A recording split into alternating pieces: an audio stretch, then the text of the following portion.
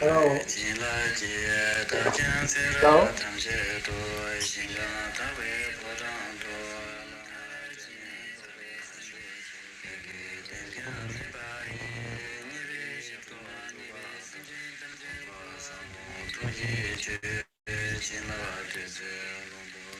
Hello.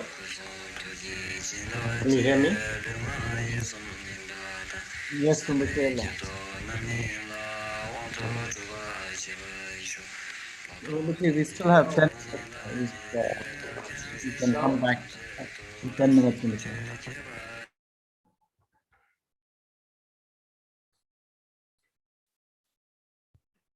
Hello. Rinpoche, we still have 10 minutes. Okay. We're still waiting for people to get in. So, during the translation, but I won't hear anything, right? No, Rinpoche. We have a interpretation translation room, Rinpoche, so people can go in there.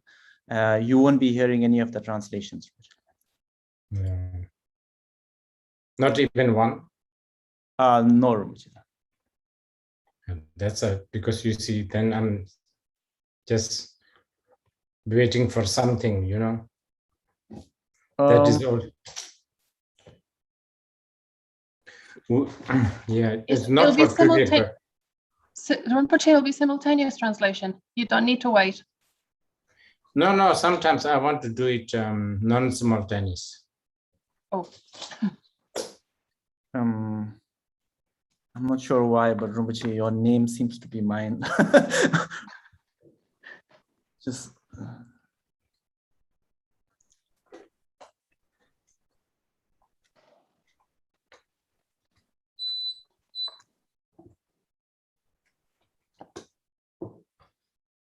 So Tony, Yes, Rinpoche. sometimes it will be non-simultaneous translation, okay? Okay. Because I think for some of the translators, it's becoming difficult, isn't it? I think you speak quite, I mean, you don't speak fast, so they can follow. Well, let's see. Also, yeah. We will let you know if anybody has an issue.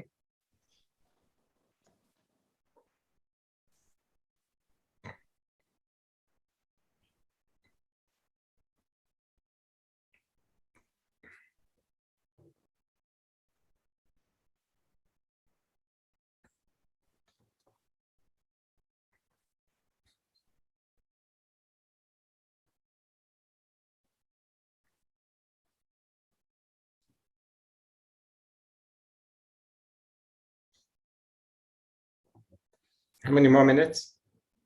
Rinpoche, we have about 7 minutes. Okay. That's all. How many people are joining? Rinpoche, right now we have almost 600 people here, Rinpoche, but we are also streaming on YouTube.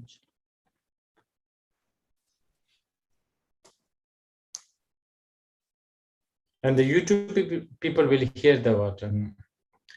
English, Rinpoche. We have English and a Chinese that's streaming on YouTube, Rinpoche. So those who need translation in the different languages, we requested them to come here. Those who don't need translation will be in the other YouTube links, Rinpoche. Okay, so will there be some sort of introduction or something like that? Yes, Rinpoche. I'll just speak for like 2 minutes in the beginning, Rinpoche, then it'll be you, Rinpoche. Will you be telling that the listeners might have to bear occasional silence because this will be translated into several languages? We will mention that.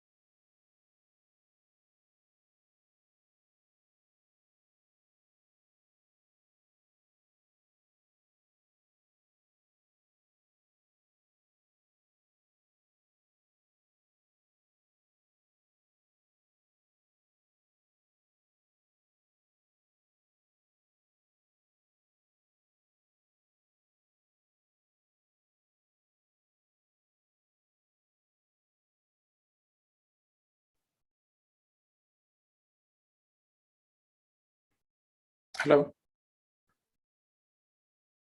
La Rinpoche. How can I have minutes? Minute sumnal. Introduction go sumal Rinpoche.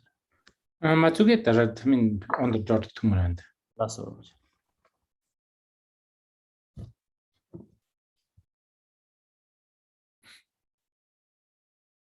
Mig Yankan Gapo, my Miktunta, Mithunta. Midong Rinpoche. Webinar actioning. So what? I'm only seeing myself. Well, Rinpoche, you'll see a few of the panelists here on the side, Rinpoche. Okay.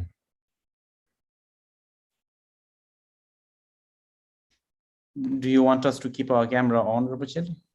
It doesn't matter. I think it's good to have, otherwise, That's all.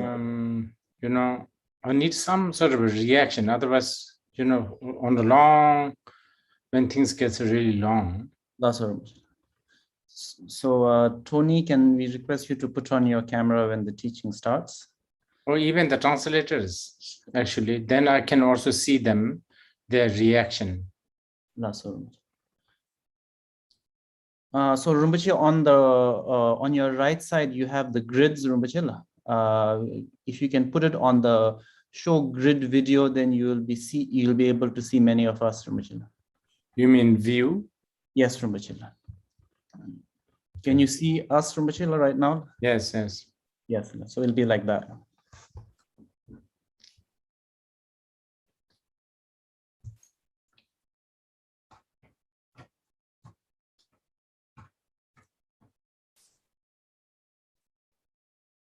So Rinpoche, you will be seeing all the translators, but you will not be hearing them.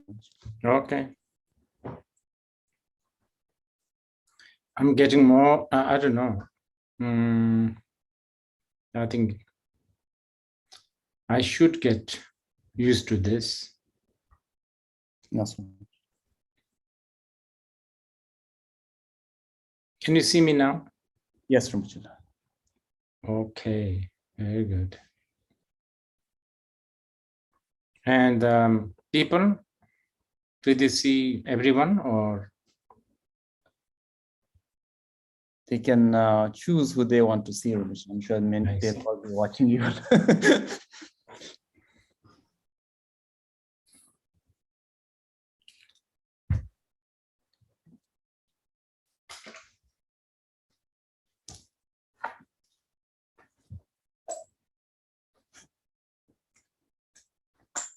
Hello, all the translators.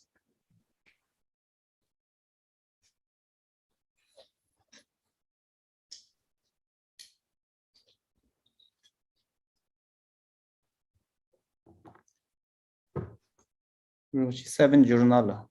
Suma Brinmal. 7 o'clock. Rinpoche. Do you want to wait for? Okay, let's do it. That's all.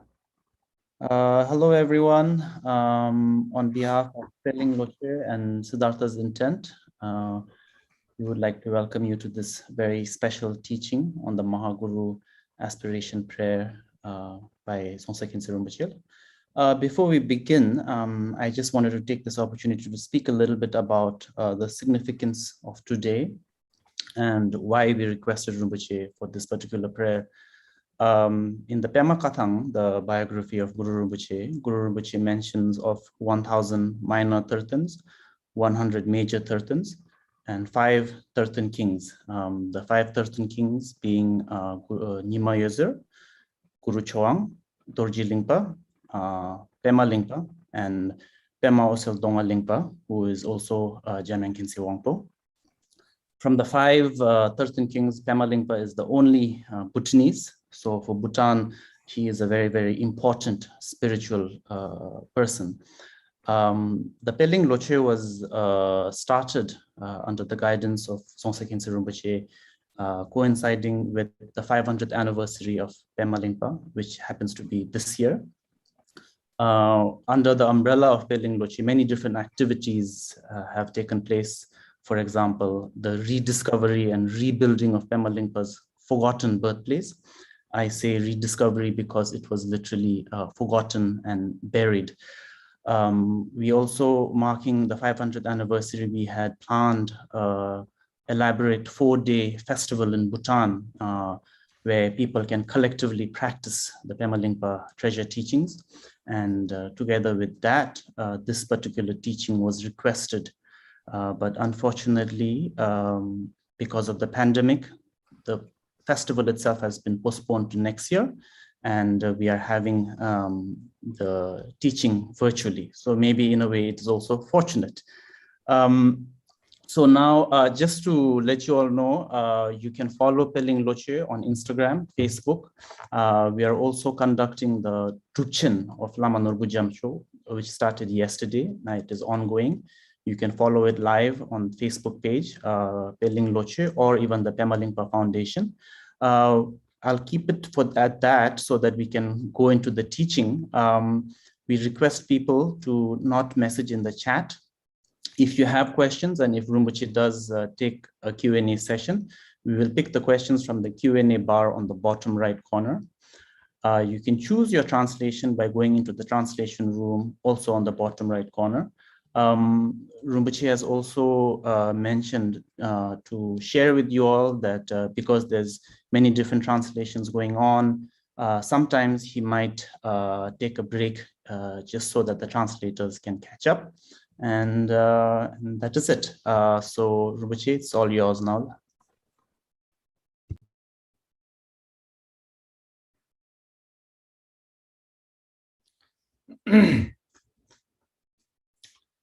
So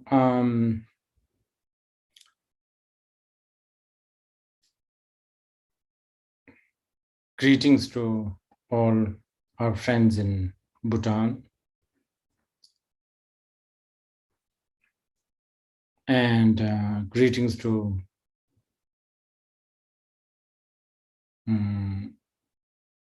different people around the world who has sort of showed interest in listening to this.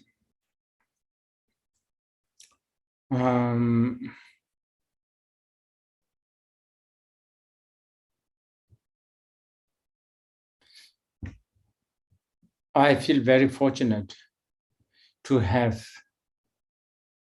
met or received the teachings of Pema Lingpa from Jabji Dujum Khandro Yeshe Tsogyal.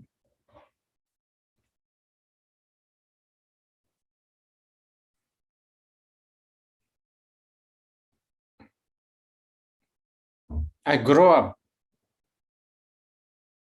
in Bhutan, so Pema Lingpa is very, especially when I was growing up, Pema Lingpa was a very,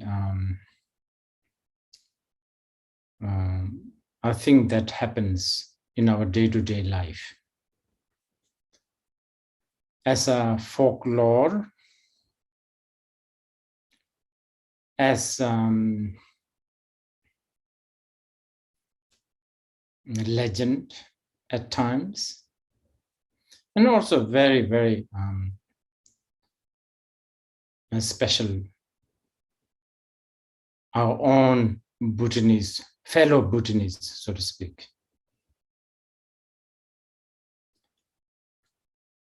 Our king who reigned the kingdom of Bhutan is very much connected to Pema Lingpa DNA, so to speak.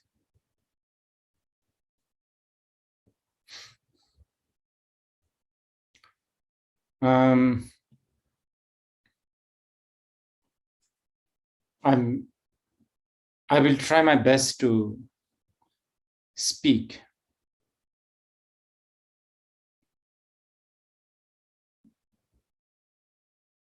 this special prayer by Khandro Yeshe Tsogyal, which was later discovered by great Pema Lingpa. I'm emphasizing that I'm going to try my best because this is not an ordinary prayer. This prayer consists of basically everything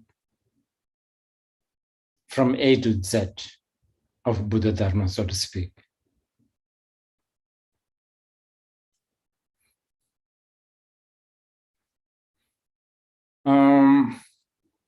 This is a Pema Lingpa's treasure teaching. And like all the treasure teaching, we should never think that Pema Lingpa wrote this. It's not as if Pema Lingpa had a pencil and an eraser. He then wrote it, erased, thought about it, construct the sentence, read it again and again.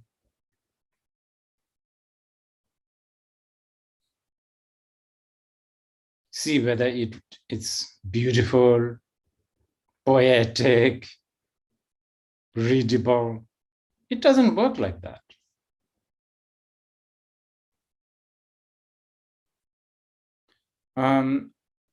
Before I go ahead with this treasure teaching, I should really tell you this. This is a Mahayana teaching, and especially a Vajrayana teaching. So the listeners to this teaching have to be really broad-minded.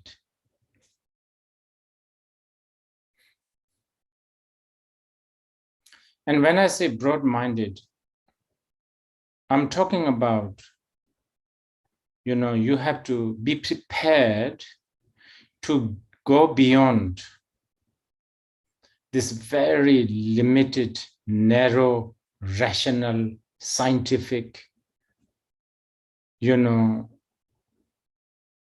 limited human way of thinking.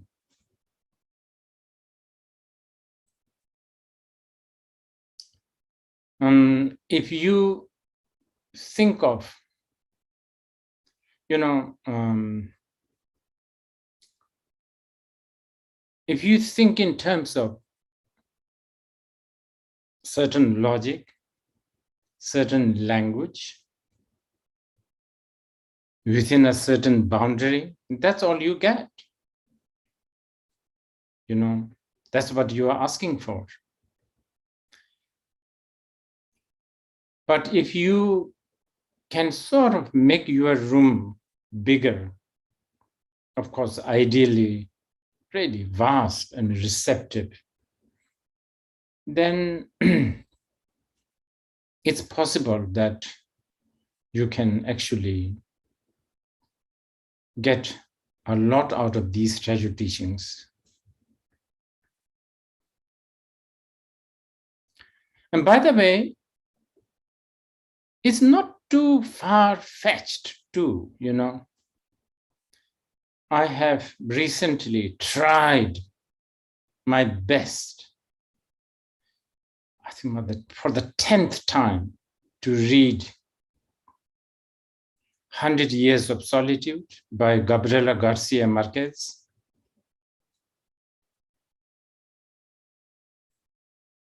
Last time I gave up after 10 pages. This time I think I reached about 50 pages and then I had to give up. I can't remember all those names still.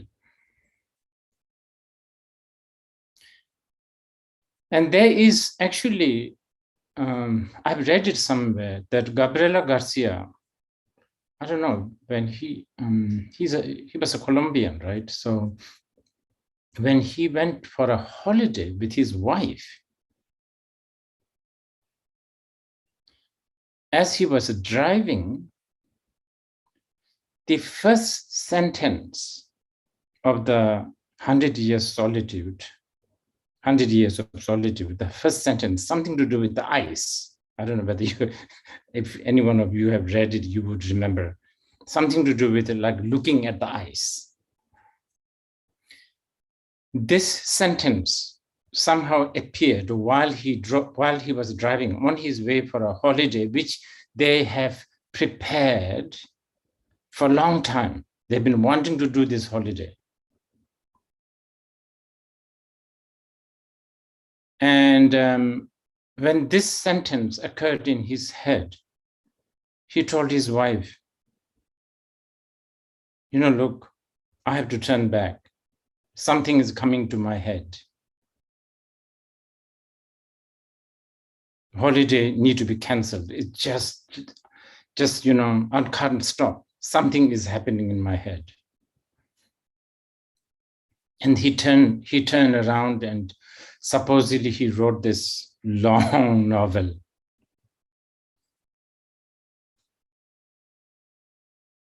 Now, you can find this out. Well, there are unfortunate vessels like myself who can't go beyond 50 pages still. There's still a lot more fortunate beings who can understand Gabriela Garcia Marquez out there. They are raving about Gabriela Garcia Marquez. I'm telling you this to give you that it's really not far-fetched, this treasure teaching thing. If you could understand if you let your mind, if you give chance to your mind, if you let it explore and expand, what this mind can do and how, what kind of inspiration it can, what can inspire this mind. It's really, really amazing. But we, in general, we human beings, especially the modern human beings, we are really, really depriving ourselves from this very thing. We just don't give enough attention to the most important thing that we have, which is mind. Okay, we give so much, man has gone, people are smart enough to go to the moon, trying to go to Mars. Some amazing thing has achieved. Antibiotics, I don't know, vaccinations, but somehow we just don't pay enough attention to this mind. It did once upon a time, during the Buddha's time, Shakyamuni Buddha's time.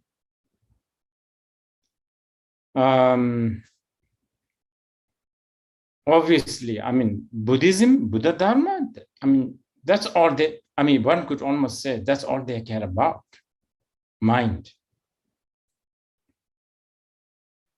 If there is no, if basically Buddhism is all about mind. And around that time, Buddha's time, there were incredible thinkers in India and China. And they also, I think there's a traces that they actually paid a lot of attention to this mind business. But I don't know, for some reason, we have never been putting enough effort or attention. Well, now a lot of scientists and a lot of scholars are saying that probably, especially with the arrival of the artificial intelligence and the world as it is now, we human beings are forced now to think about this mind. Finally. So,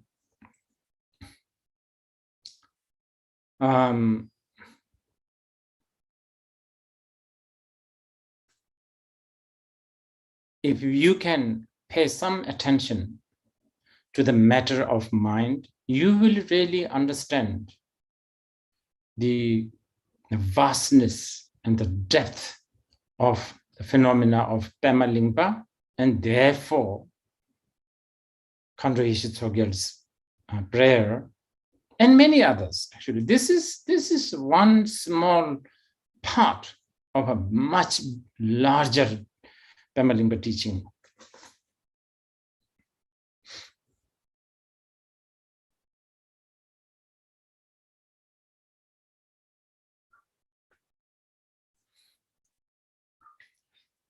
Okay, now talking about how important mind is the very subject we will be, that is the quintessence of the so-called aspiration, right? Aspiring, wishing, prayer, beseeching. This is what the mind does. So that's exactly what we are covering here with the Mahā Guru prayer.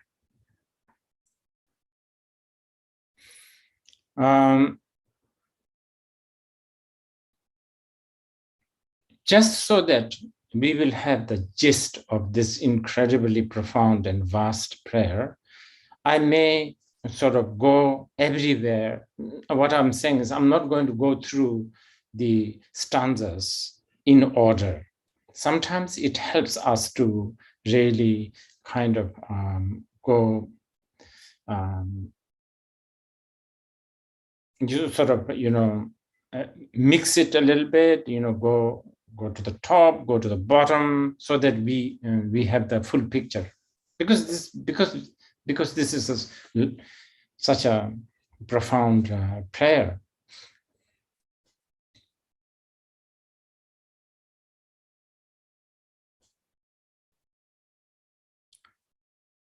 So there's two sections of this aspiration, this liturgy, I should say.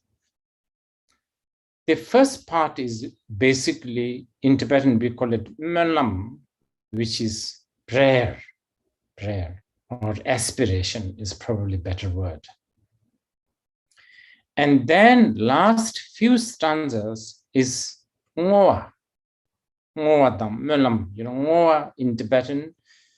I guess you can loosely translate that as a dedication.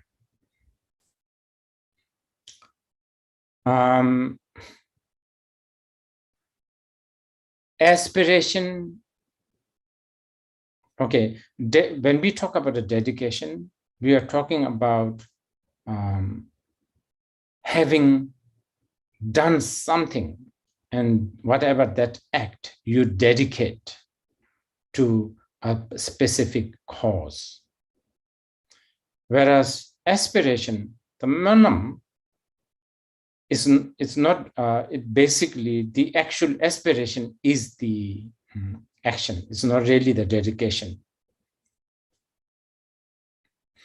So there's two parts in this liturgy.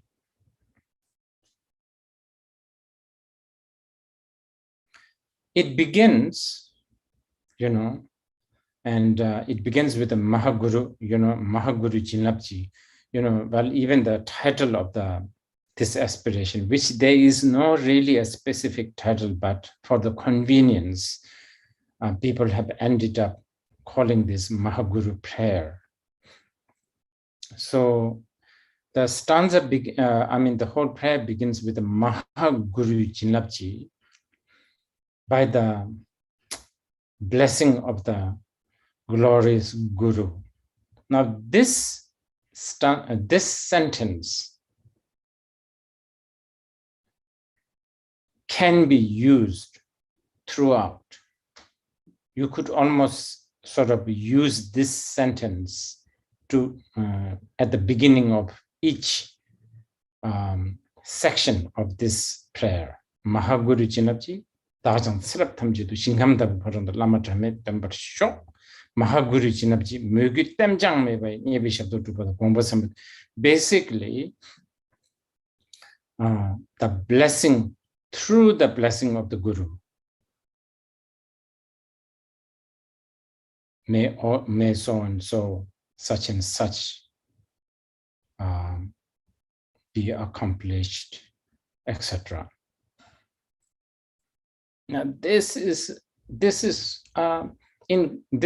if how should I put it? This is this statement alone is actually something quite special.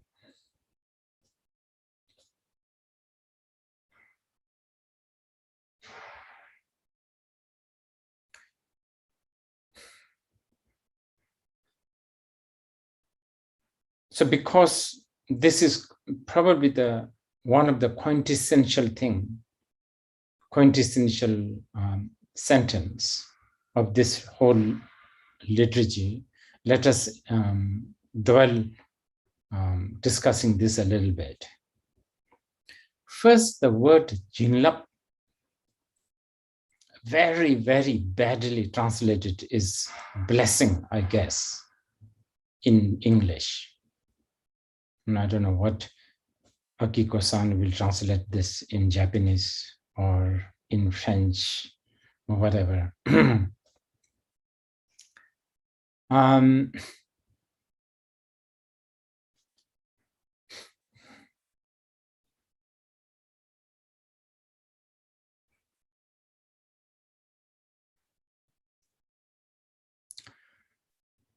Buddhists in general don't believe that an external force, God or a guru or a creator, will sort of insert or pour down a power or a blessing. Ultimately, this is not a Buddhist view. So when we talk about Jinlap, what are we talking here? The real Jinlap, or the real blessing, is your own mind, which is stainless, which is also actually the Mahā Guru. So can you understand, how Yeshe Tsogyal is just brilliant. This one, you can read it, Mahā Guru, Jinabji Dājang Sarab Thamjedu, you can read this prayer as if, especially, in the, when we talk about the setting of this aspiration, we are talking about when Guru Rinpoche, Padmasambhava, when he was about to leave Tibet, when he was about to take flight to Copper-Colored Mountain, all the kings and ministers and scholars and translators, and of course, Yeshe Tsogyal, they were all in, this Gungthang La. It's a kind of a hill or a peak of a place called Gungthang.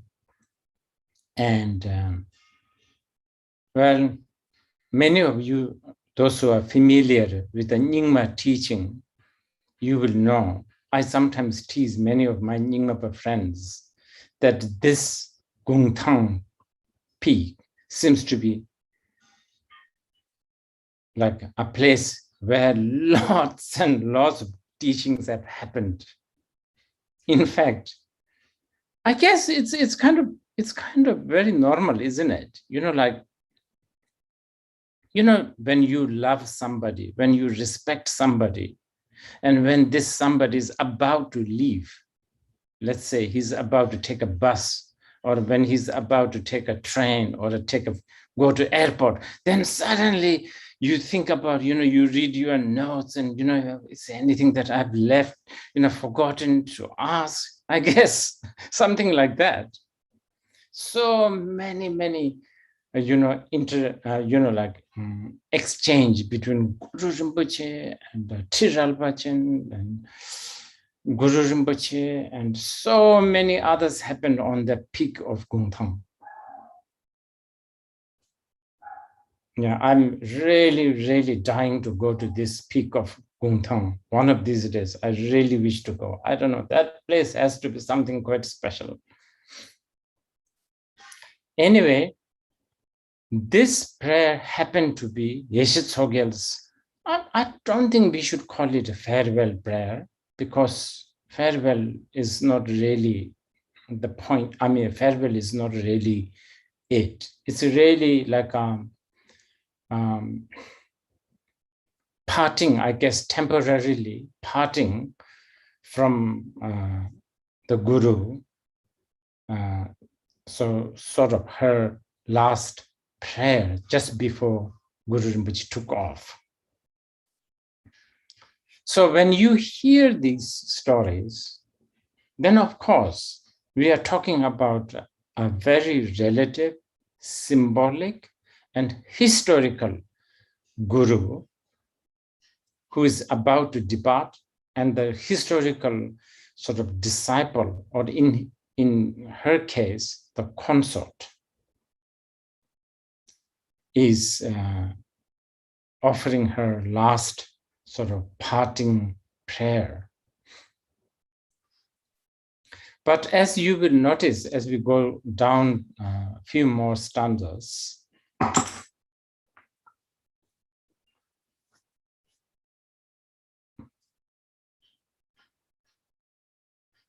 and probably this is here, this is the here I should also mention, there are so many treasure teachings of the many different Tertan treasure discoverer, where, and especially also in the Pema Lingpa teachings, where there's a clear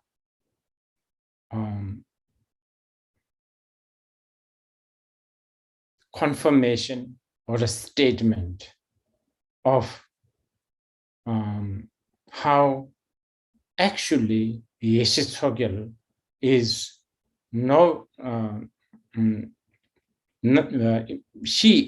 she is, or she was, or she is Guru Rinpoche. Sometimes we call her Lama Yum, Lama Yab Yum. So really cannot see her as some sort of a separate entity from Guru Rinpoche. She's just Guru Rinpoche. But for dualistic, time-bound, space-bound people like us, we need to have some sort of something tangible to think of. So then I guess Guru Rinpoche as the master, Yeshe Tsogyal as, actually Yeshe Tsogyal is always referred as a Tok, Je, Mbang, Tok. Tok means friend. Even on the relative level, Yeshe Tsogyal is, most of the time, Yeshe Tsogyal is referred as the dog or the companion. Tok Yeshe Tsogyal.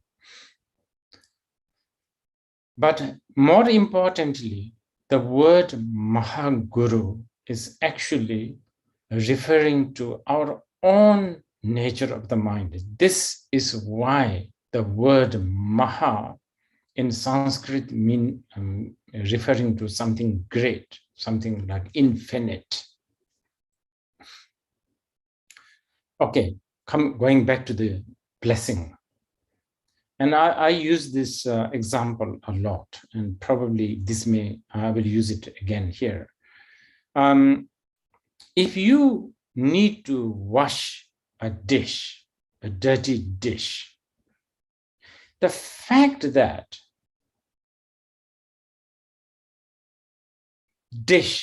the dirty, seemingly temporarily seemingly dirty dish can be washed is because dish itself inherently is never permanently stained by the dirt. That is the blessing. You see, this is kind of important here in the whole thing. So this Jinlap, you don't have to download from somewhere. You don't have to actually beseech. You already actually have it. I mean, you have mind, don't you? And I have mind. You are listening to me. You are sort of comprehending me. You know, you are sort of knowing what I'm saying or not knowing. Probably some of you are getting confused. Even then, what is it that is getting confused? The mind. This mind.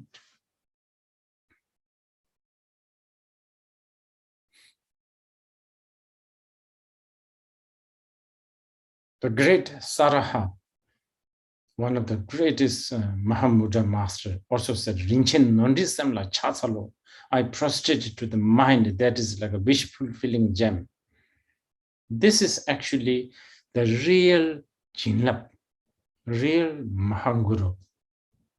And that you have it.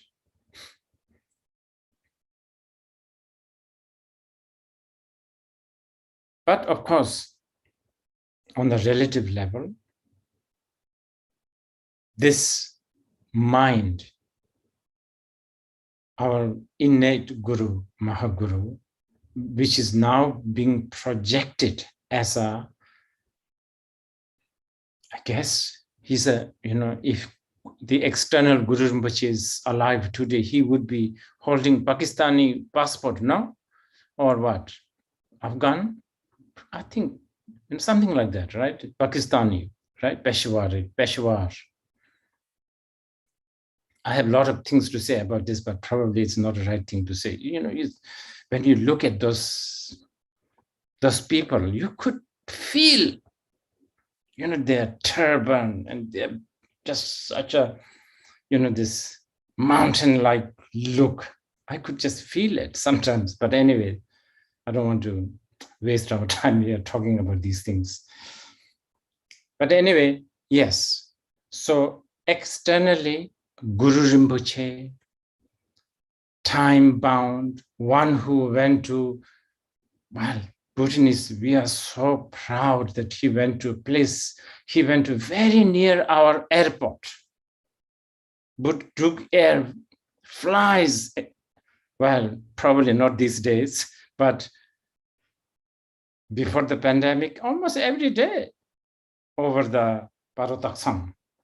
And we are very proud that he was there. And not only that, Yeshe Tsogyal. Bhutanese are very proud, and they should be, that there's a two most important place of the Yeshe Tsogyal and Guru Rinpoche. And they're both in Bhutan, Mankan Nering Sengezong and Paro Taksam. Both are in Bhutan. So, you know, those are, you know, some of us, okay, we all have mind, all of us, but some of our mind have this cause and condition, this kind of, what do you call it, affinity, this kind of, I don't know, because of our, you can call it merit, you can call it our karma, we can call it our past karmic aspiration, we just feel inspired, we feel excited, we feel close to phenomena such as Guru Rinpoche and Yeshe Tsogyal. So for this kind of people, when we say Mahā Guru Jinapji, we could think that this is referring to Guru Rinpoche. Either way is fine. But I need to tell you this, because when we say Mahā Guru Jinapji, if this statement is only referring to the historically bound Guru Rinpoche, who once upon a time, 2000 years ago, came to Bhutan and he never returned, then we are, remember I was talking earlier, then we are thinking very small. Then we are thinking very limited. Then we are thinking in terms of things like anthropology, history, measurement. The moment you think like that, you are basically not much bigger than a small mouse or I don't know, insect. Mouse, cats, they have a certain capacity to think. They have their language. Using their own language, they communicate. There's nothing that extraordinary. So the reason why I'm stressing this before we go ahead with the rest of the prayer. And okay, so now to explain this further. Mahā Guru Jinapji dājang sirap thamchi du shinkam tabi phonondo lama dharme tambar sho. May I never be separated from the Guru in the palace and the Buddha field, in the Buddha field and the palace of the pure, primordially pure state. Okay.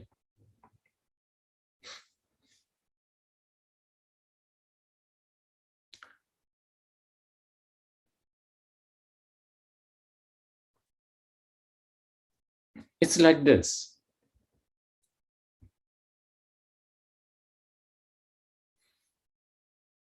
Prayer. This, yes, you can say this is a prayer. This is a prayer liturgy. This is, let's say, prescribed by Yeshe Tsogyal, discovered by Pema Lingpa, and we are to do this. Now,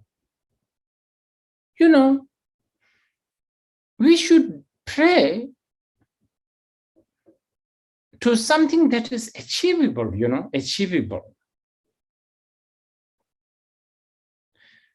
Like nowhere in this whole prayer, it says, may I never die. You understand?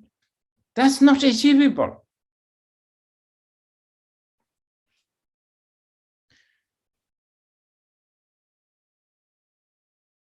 Prayer has to be achievable. Otherwise, whoever has composed this prayer is deceiving us. So the first sentence, Lama Dharme Tambarsho, may I never be separated from the Guru. How is that possible? Especially Guru Rinpoche is about to take off to Mayapling, copper-colored mountain. What's she talking about? She's here, she's on the Gungtang, peak of the Gungtang, basically saying goodbye. And then she's also praying, may I never be separated from you. What is that? But because, as I said earlier, because the Mahā Guru is none other than the nature of your mind. Mahā Guru is your mind. That is the Jinlab. And this, even if you wish to separate, you cannot. Try yourself, right this very moment. Can you try to say sort of, hey, mind, can you sort of pause for 1 hour or 1 minute? You cannot. You're stuck with it, you know. It's just that we are not being able to use its full capacity. Remember, I told you earlier, especially these scientists, the rationalists, all this, you know, I really don't know. I was thinking recently that we human beings, we have achieved a lot. I mean, iPhone 13 is about to come very soon, right? I mean, just within my own life, the smartphones are just mind-boggling. I'm using something called Siri. This Siri is doing a lot of things, sometimes just talking to me out of nowhere. But as I said earlier, we're just not being able to use the one thing that is the most important, that is our mind. So for us, what's happening? Lamadang Dral. We are always separated. I mean, even though in reality, we are never separated from the Guru. It's a bit like you are a beggar, destitute, poor, you have nothing, begging food, struggling, and you have your bedroom right on the top of a treasure mine. It's equal to you don't have the treasure. Let's say you have a gold nugget hanging on your neck, but you don't know it's gold. It's equal to not having gold. You go here, there, you sit, you sleep, you eat with mind, but you are not using mind. Yeshe Tsogyal praying Mahā Guru Chinabji, Dajang setup tamchido all the time. This setup is not necessarily referring to this life and the next life. It's talking about continuously. May I be able to not separate from this Mahā Guru, Lama Dhammi Dhamma. And then if I mean, each stanza has an incredible, you know, wealth and depth. So we of course need to sort of complete this prayer. So if I go through this,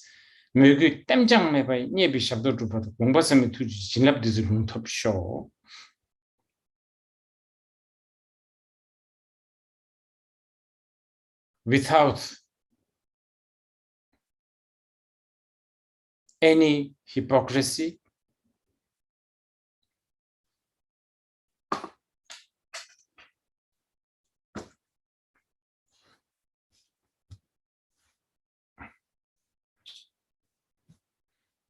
without any, what do you call it?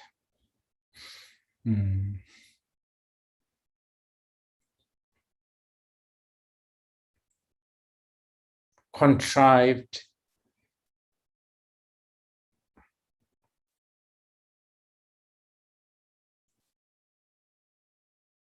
fabricated maybe,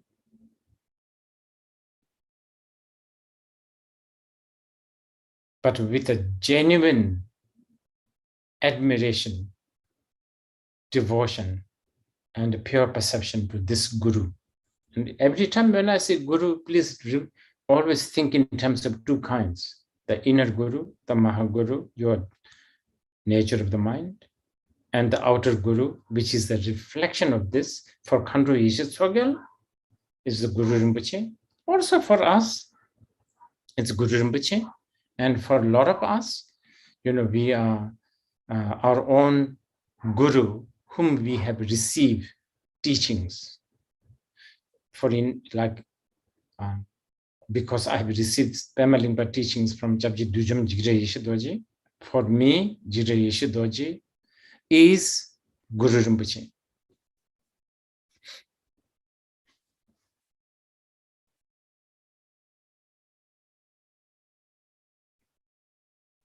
When I received these teachings from Jabji Dujam Rinpoche, he had asthma. He had to cough a lot.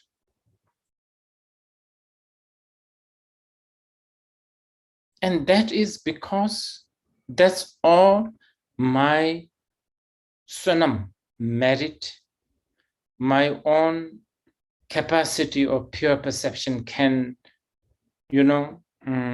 handle, so to speak.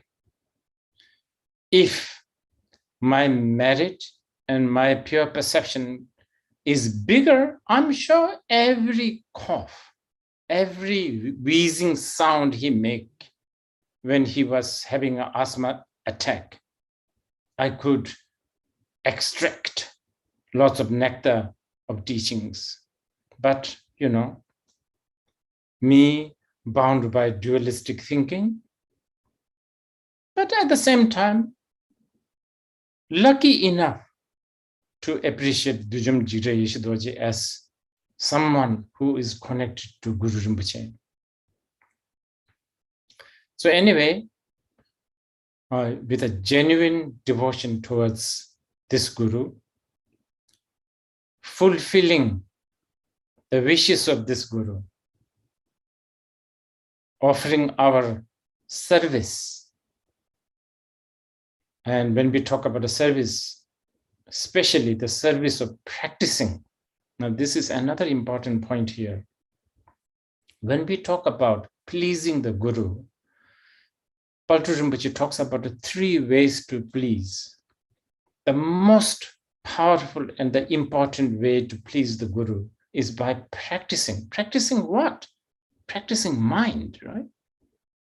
By practicing mind, what happens? It takes you to the inner Guru.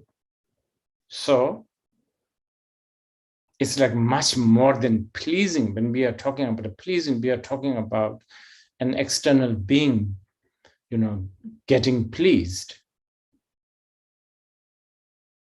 And then if you on top of that, offering physical or I don't know, whatever your skill, your time, and giving your, service to the Shabdo. This is Nyebi Shabdo, Shabdo. It's like a service, physical, time, skill. And then lastly, material, food, flowers, incense, greetings. And through this, fulfilling the wishes of the Guru, may I be able to actualize the Jinlab. Again, I've already explained the Jinlab earlier. Actualize one's own nature of the mind. And then here now, so I would, again, just to, this is what I was saying, Mahā Guru Jinlabji. This sentence, we can bring it all the way here. Mahā Guru Jinlabji, Kusung Tuji Jinlabji, Mahā Guru Kusung Tuji Jinlabji, Lunga Yesu Mimba Samija Zonamil, Manto Duba Chabrasho. This is just when I'm to understand the prayer. I'm not suggesting that you should bring that sentence when you are doing the prayer. Of course not. Anyway, by the blessing of the Guru's body, speech, and mind, through his body, speech, and mind, may my body, speech, and mind ripen. Okay, so this two sentence, kusung tuji chinlapji lunga yisum minpatang. This sentence is talking about Abhisheka, Wang. And it really, yes, Wang, Abhisheka.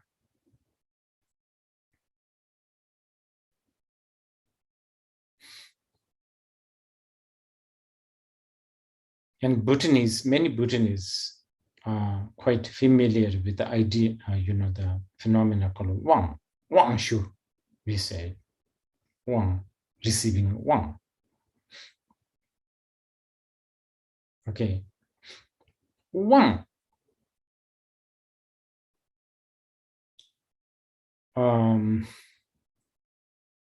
The term Wang is like authority, right? Authority, entitlement.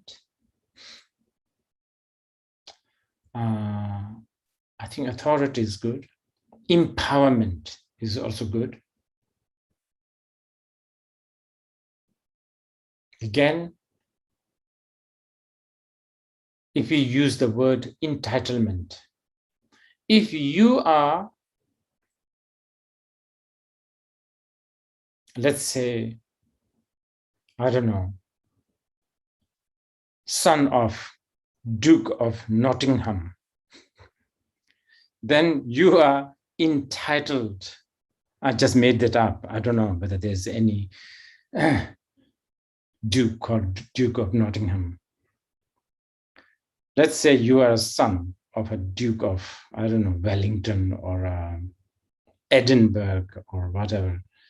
Then you are entitled to the wealth or the position of that, I don't know, Edinburgh, Rochester, whatever.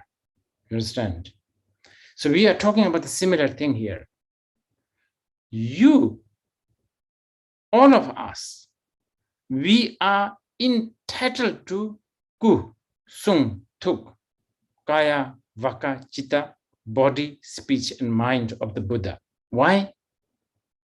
Because our mind is a Buddha.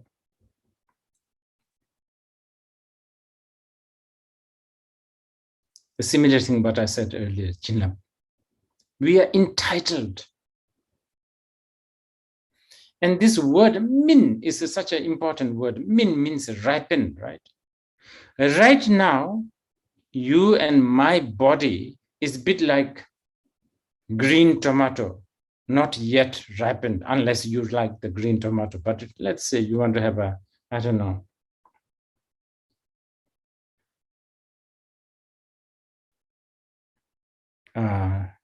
pomodoro, pasta, pomodoro.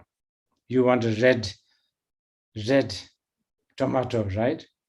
So it has to be ripened.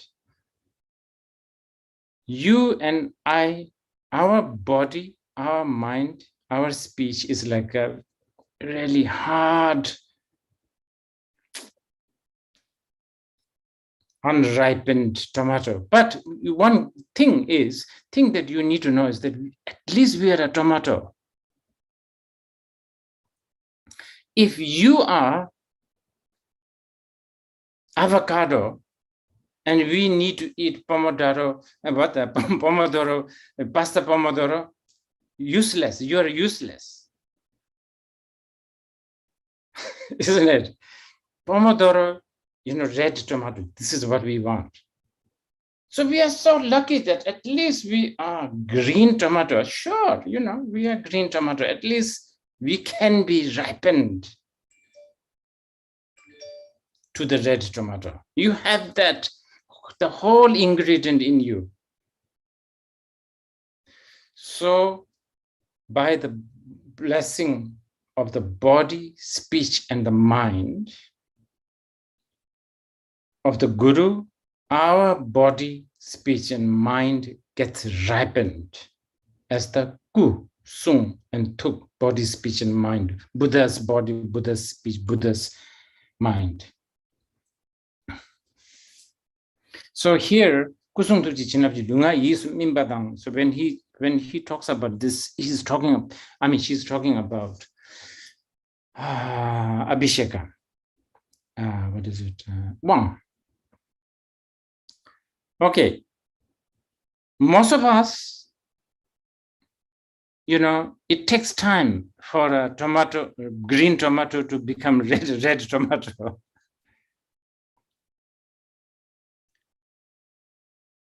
So meanwhile, what do?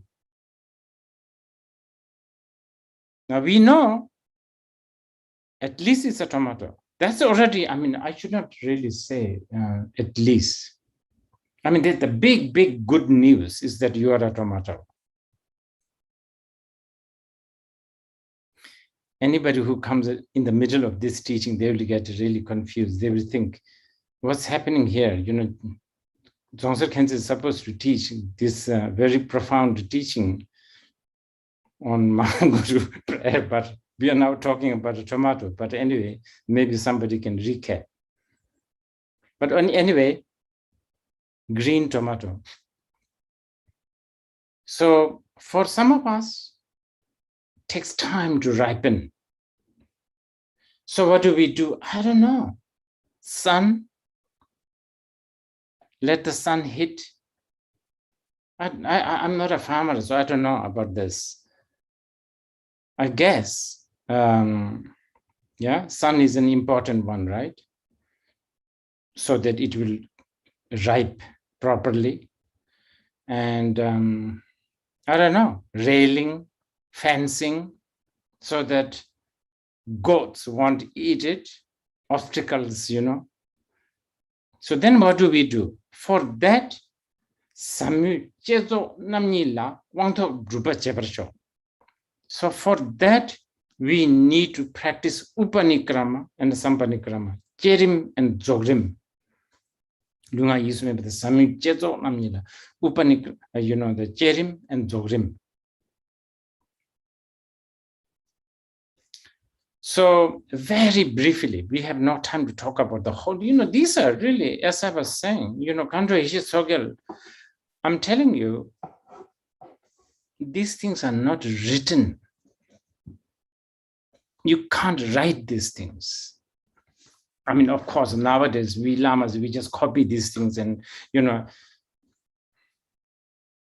arrange the words here and there, but these things can't be written. These things it just comes out when you are when you can claim the entitlement, when you have the DNA document to prove that you are the child of Duke of, I don't know, Edinburgh, or I don't know, whatever, then you can just confidently go and claim.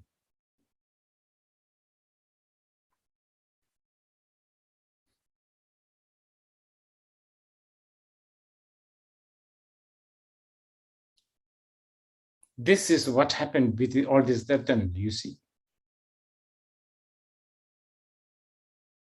So, for some of us, maybe this is an easier way to understand. Between Pema Lingpa and Yeshe Tsogyal and Guru Rinpoche, they're exactly the same thing, one. Because of that, Pema Lingpa is basically entitled to. It's like, okay, I'm entitled. I am entitled and I can remember. I am allowed to remember and tell you, I just took a Japanese, what do you call it, noodle, as for, for my lunch, right? I can tell you that. This is exactly how it is for these treasure takers. They can just, it's entitled, they can just express, because they're the one, it's coming from the same ocean. Anyway, to maintain your body, speech, and mind as the body, speech, and mind of the Buddha, you then do it through two techniques. One is Cherim and the other is Dzogrim. Upanikrama and Sampanikrama. And it's very briefly, Cherim is basically maintaining that you are not an ordinary person, or you are not an ordinary being. You are actually a deity, a Dakini, Daka, whatever. It's a bit like this. Let's say you have a dementia. You forgot who you are. Okay? And your guru is sort of, out of his compassion, his or her compassion, is like showing you certain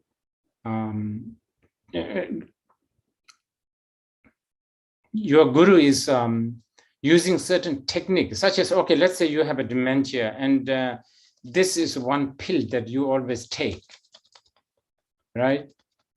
So you are, I don't know, your parents or your friends sort of, 6 times a day try to show you, what's this?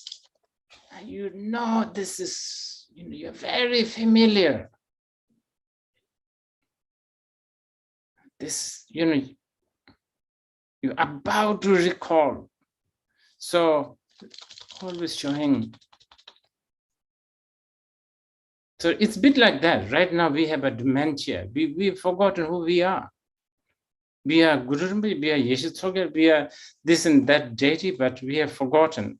So this kind of a trick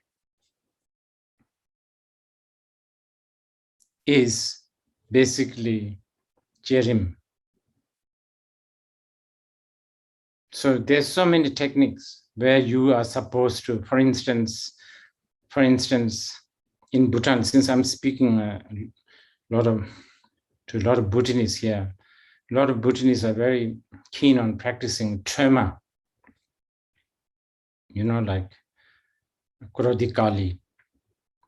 So basically trying to remind themselves with attributes such as, fangs and dark and curved knife and so on and so forth. So that's what basically, I'm trying to express this kind of in a very, I don't know,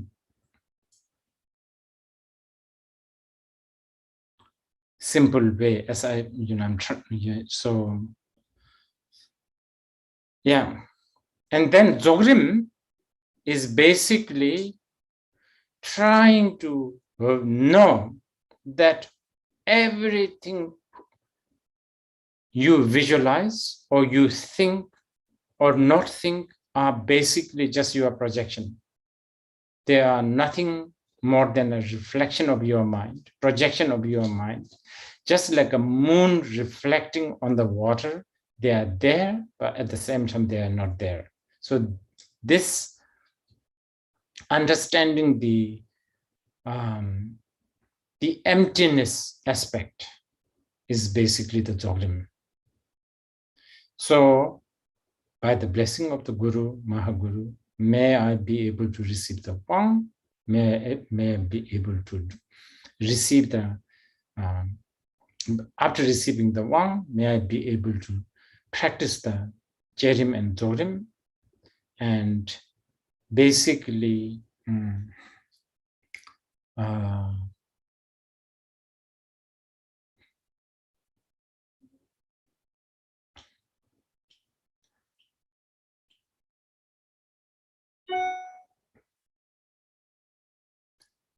how should I say,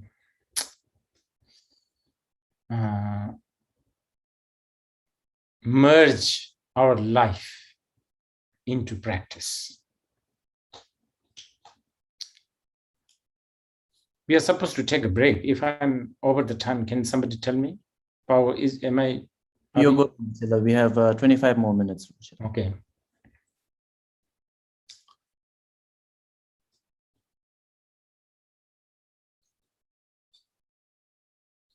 Okay. Next one. Loto duji tsonam da neden parchishiwa da khordam nongcho jebai samba yijin du barsho. It's just incredible. Every word. By the power of the Mahā Guru's blessing, may the obstacles. So she has, categorized obstacles here first. And as you can, notice, of all the obstacles, the worst one, the most vicious one, the thing that we should be really, really worried about is not really like sickness. Not things like,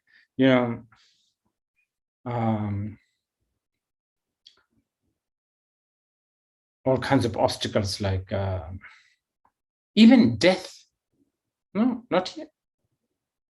It's not, not on the top list. Right on the top is lokto, wrong view. Wrong view is synonymous to du, like lokto, du jitsonamda. Du, demon, Mara. Who is it? It's a lokto, wrong view.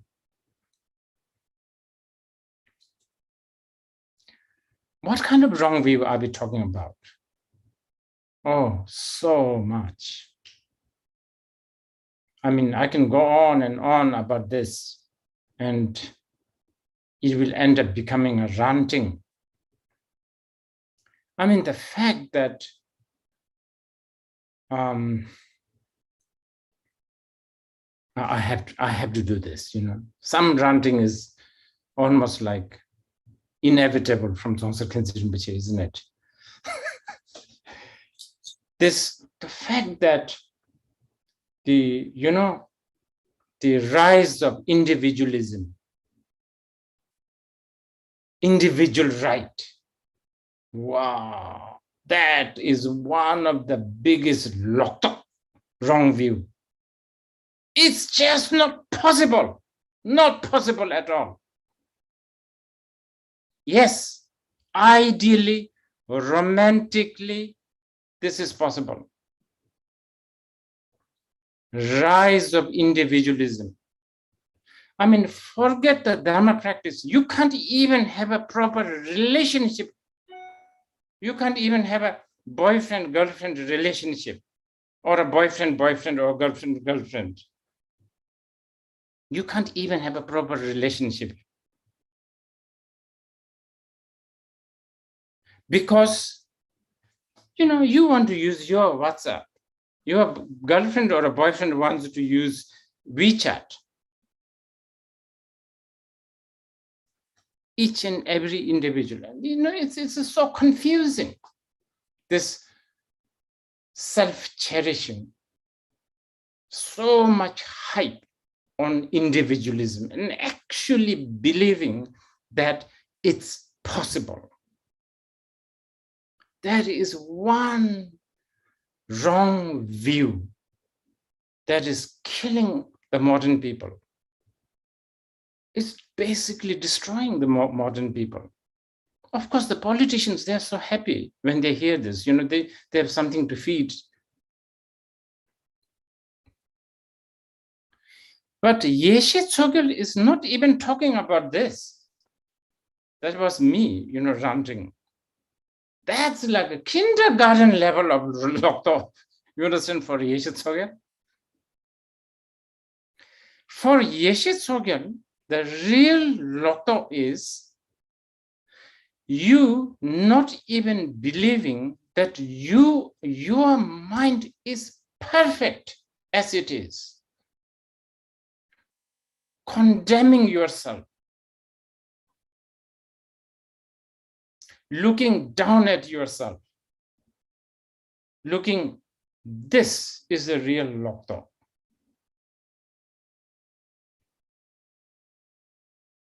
And this is specifically important for my fellow, young Bhutanese, because my fellow young Bhutanese,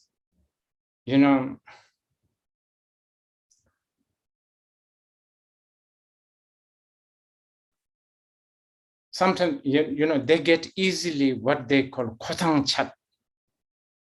Kotang chat. I don't know how to translate that in other language, kotang chat. I don't know.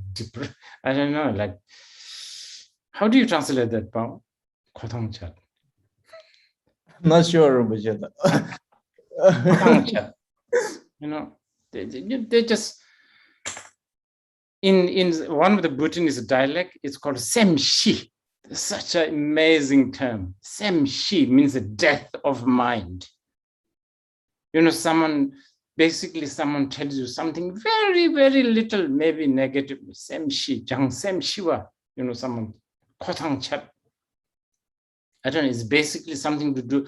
Basically, we have forgotten this gold mine that is basically all the time with us, and not being able to use this wealth, and putting so much effort in all the other things, external things. And when things does not go according to your this petty plan, then basically sort of like giving up. I think Kotang Chat has something to do with the giving up. Yeah.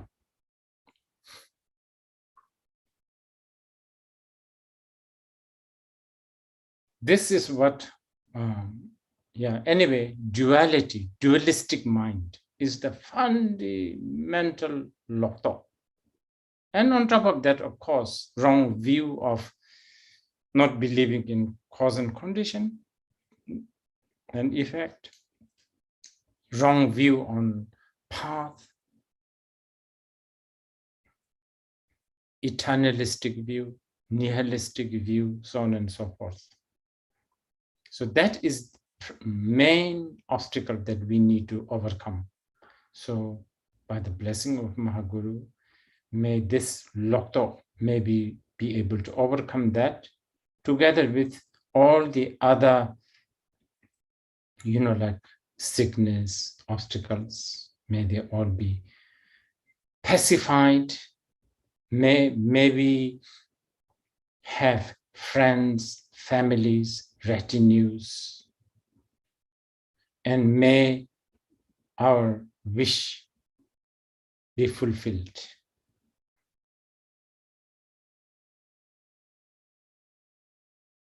Okay, the next praying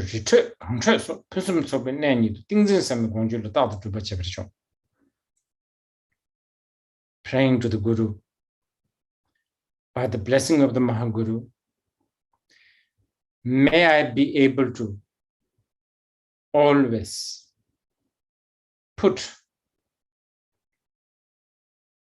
the practice of mindfulness, awareness. May I be able to apply the one-pointedness, samadhi, tingzin, at all time. And here I want to explain this a little bit more. Where should we, all the favorable places. And then here she laid few names here. Duche, cemetery. Rite is more like a isolated or like a mountain. Ri is mountain. It's more, yeah. And then Khandro is like a glacier. But we have to understand this not only literally. Literally is also fine. There is a tradition, especially in the past in Bhutan, probably getting less and less now. There are actually, even when I was growing up, there were a lot in Bhutan, you know, remote places, mountains, you know, are filled by practitioners. But when this, you know, cemetery, mountain, or isolated place, or glaciers, she's not only talking about the actual physical cemetery. The term, in one sense, cemetery is everywhere.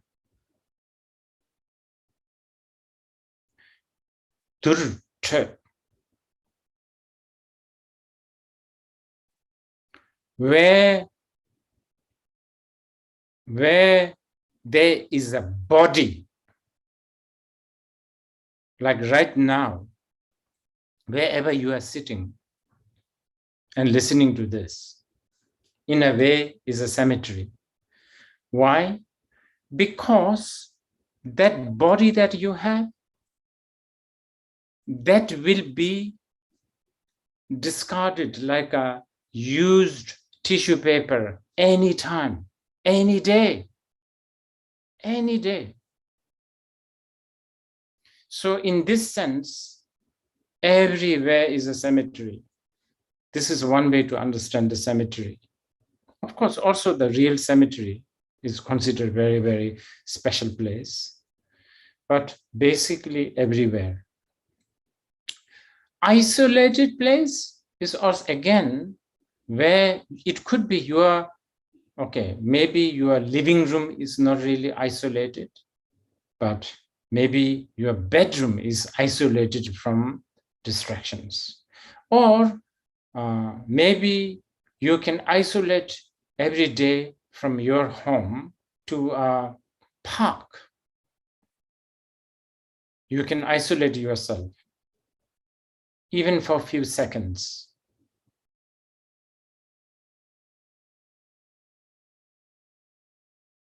And the counter, this is probably for a very new audience here, a little difficult to understand, but again, you know, this can be understood literally, but more importantly, the glacier is the counter is you are supposed to do tumo, kundalini, this heat practice.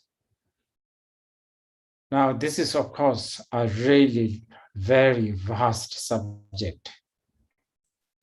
The reason why we are supposed to do this heat or kundalini practice is we are a human. And as a human, we belong to what we call desiring realm. Of all the emotions, our desire, the emotion desire is probably the most prominent, especially desire that is related to physical. And I'm not only talking about like wanting to eat food and just like a warmth, like, I don't know, like intimacy, you know, that kind of desire is a very, very strong emotion for human beings. So in the Tantra, there is a method of using this emotion as the path. And that practice is called Kundalini, or sometimes Tummo, heat, fire. So she's talking about that basically. Anyway, the most important word here is sok, meaning so on, wherever, as long as it takes you closer to your true nature, that is a perfect place. So to these places, may I be able to practice at all times. Shall we take a break now? Last Rinpoche. So we will take a break for 15 minutes.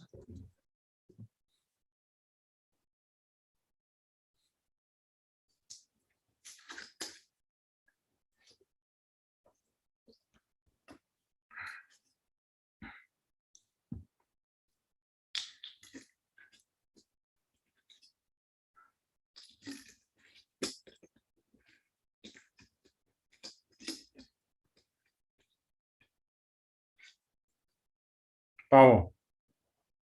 Rinpoche. Namaskar.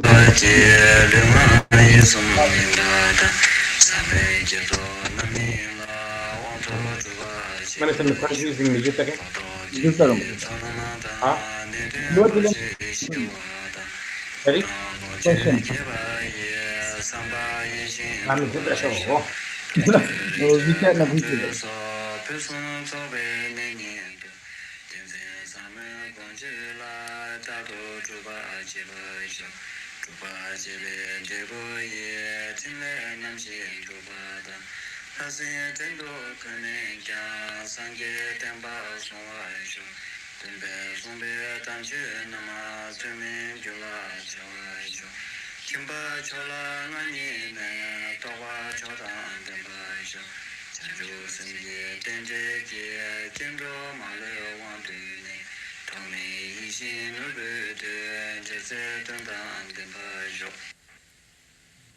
Sanje temba tawe te gyunsin chuden jebada chuden dela kene kya shingram tamje tawasho dagi lunga yisum je tuja sosu lo yudo kanga kandu chubi ko pado meba luasho dona kunde maleke guru nida yemeji kusum tunde meba ye namjin sanje nyudo simjin sowan deba sho lame chinje laba sho idam guru dewa sho khandro longden jeba sho chujun baje sewa sho sanje temba dashin jeba sho simjin tamje deshin jeba sho Nindang sendo chula cheba sho ranshin tenye lenye chuba sho ranshin dare kewan dia kuwa ninsong tong tong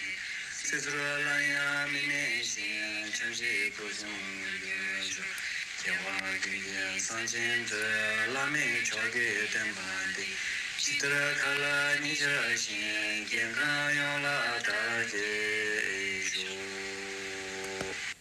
Dagi kiwi zawa lidan kiwi zawa shin dayan kine benden lami tu yongsu zobe yunde dan denpara kyo ishi Sanje ki tenpa rinpoche tashin kebara chiwe kibu tumden do kyo ishi Chimpa dan sewa mepa sum tara chine zobe sanje so kyo ishi Ruwari Tuna Nebe Sinjin Tamje Kowa Duni Je Kyazo Chimbo Le Jate Nudung Bara Zawar Sanje Vajo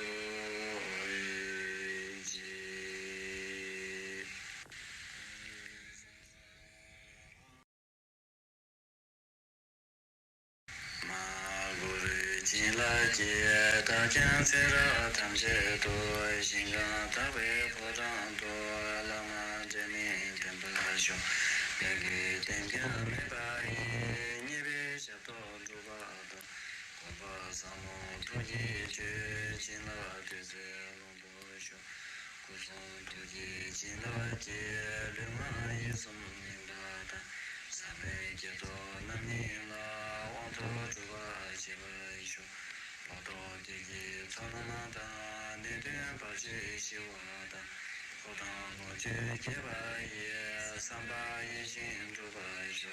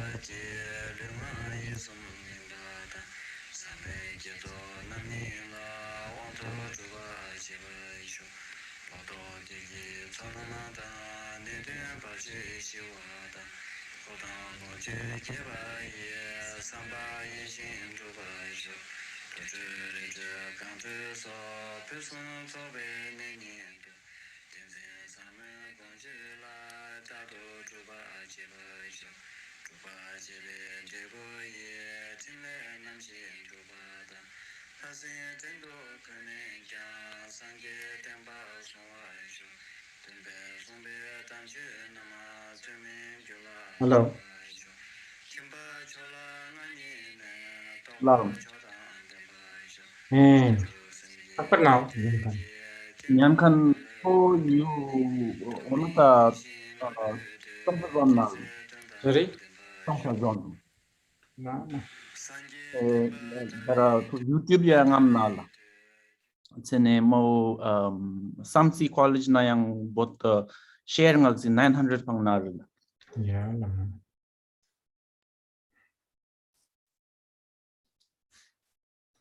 Rumchi questions dakti thugs nala injingam. Yeah. Terma thing to money. Something up as a tumanda. Last one. Last hour, Arbayo. Last hour ya Rumchi. Should end. Rumchi, we are right now it's 8:30 in Taiwan. Rumchi. We are going till 10:15. The break is for another 10 minutes, Rinpoche, if you want to. Question Shamni Vedako. Japan ni dakte na. Yeah. 10 minutes no either. Na Rinpoche. 10 minutes. Right.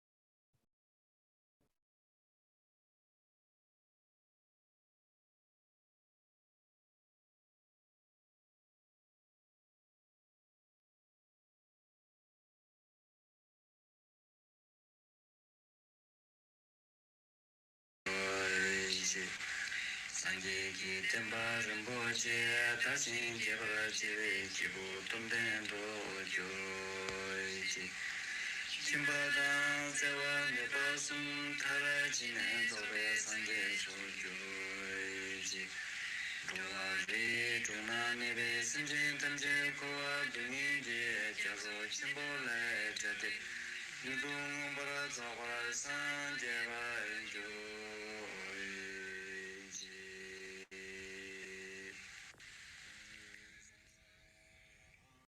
Mahā Guru Jinla Jie Ta Jan Sera Tam Je Do Xingang Ta Wei Po Zhang Do Lama Je Min Tenpa Sho Yagi Tenpya Me Ba Yi Nye Be Sha To Zhu Ba Da Ko Ba Samo Tu Ji Ju Jinla Tu Se Long Do Sho Ku Song Tu Ji Jinla Jie Lu Ma Yi Sum Ning Da Da Sabe Jeto Nami La Wang To Zhuba Jiba Shu Lodo Digi Tsorana Da Nidun Baji Shiwa Da Kodang Loju Jiba Ye Samba Ye Shin Zhuba Shu Tuju Riju Kanzu So Pusun Sobe Nini Du Tenzin Samu Gongju La Dadu Zhuba Jiba Shu Zhuba Jibe Jibu Ye Jinle Namshin Zhuba Da Hasin Tendo Kene Kya Sanje Tenpa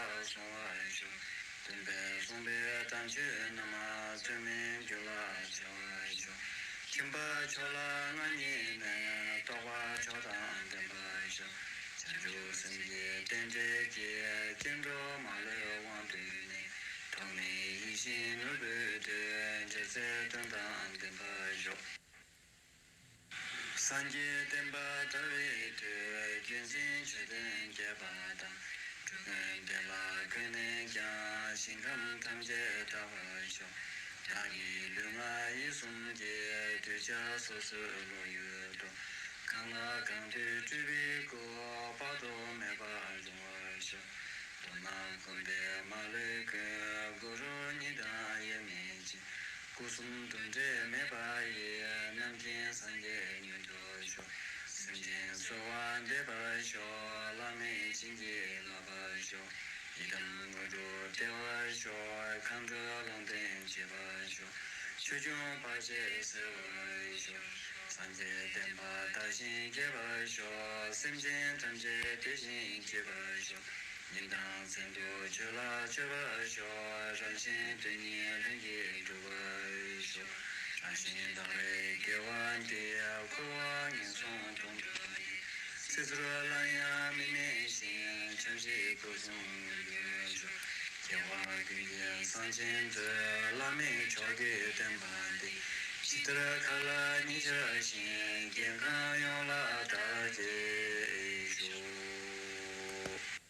Dagi Kiwi Zawa Didan Kiwi Zawa Shin Dayan Kine Penden Lami To Yongsu Zobe Yinden Tan Denpara Kyo Ishi Sanje Ki Tenpa Rinpoche Tashin Jeba Jive Jibu Tumden Do Jo Ishi Chimba Dan Sewa Nepa Sum Thara Jine Zobe Sanje So Jo Ishi Ruwa Ri Chuna Nebe Sinjin Tamje Kowa Dungi Je Jazo Chimbo Le Jate Nidung Bara Zawara Sanje Ba Jo Ji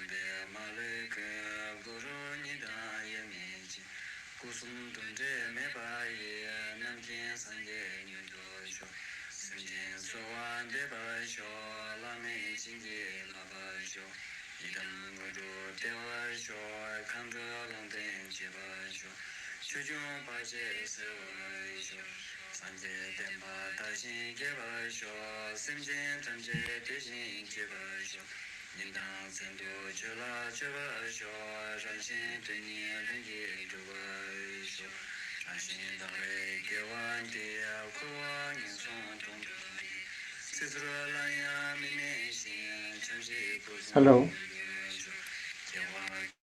La Rinpoche. Tani audio. La. Rampa. Ranchang Rinpoche. Okay. Okay, welcome back, everyone. Rinpoche, your camera is off.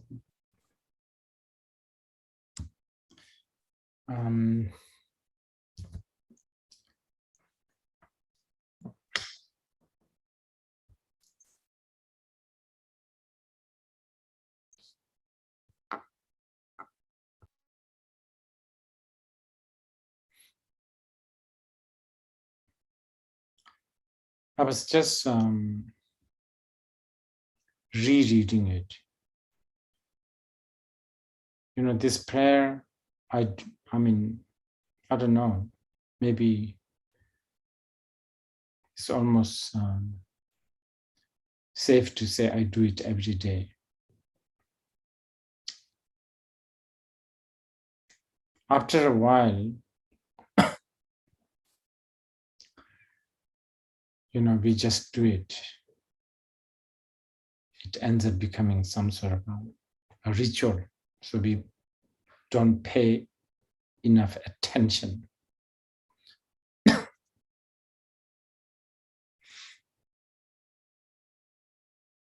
But I was reading it carefully just now during the break. And, you know, I feel sorry for you guys because I'm not doing the justice to Yeshe Tsogyal and Pema Lingpa. There's so much in it.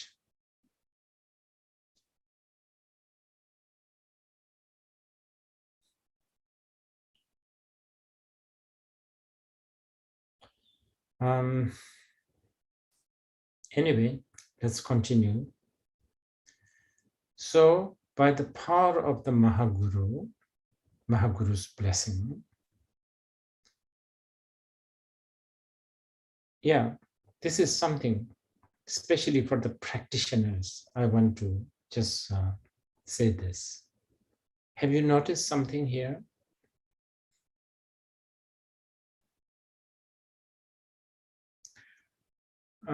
Everything is basically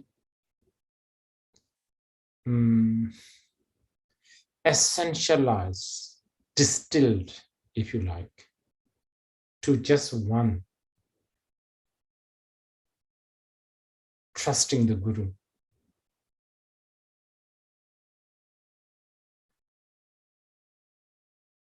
Even the trusting the Guru, we ask the Guru, Mahā Guru, to bless me so that I will trust you.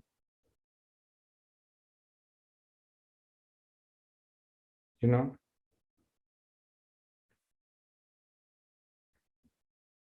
It's just, this is what I call the beauty and the wealth of the Tantra.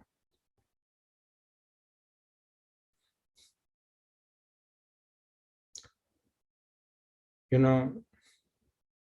know, usually the practitioners always complain, oh, I'm not practicing enough. Then what do? You try to extend your practice. You try to, I don't know, do more numbers.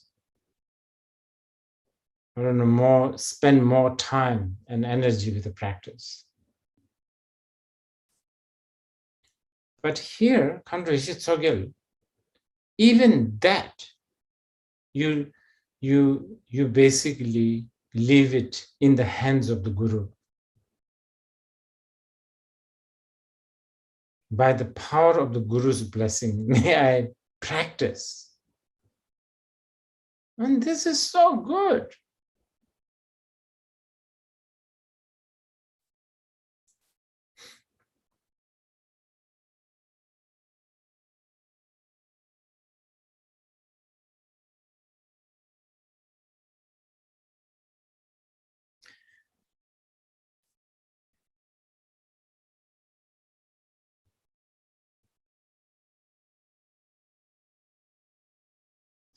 So Drupa Jebin Debu, Tinenamji Drupa, Lasin Dandu College, Sanje Temba show. By the blessing of the Guru, this is sort of the continuation of the earlier stanza. By the blessing of the Guru, may I be able to spend my energy and time in practicing. And practicing what? I like to talk about this a little bit. The word practice has been misleading people a lot. And part of it I can understand, because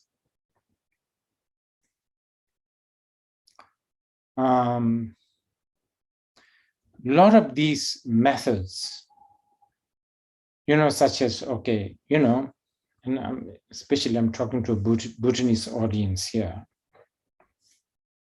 When we say, oh, are you practicing?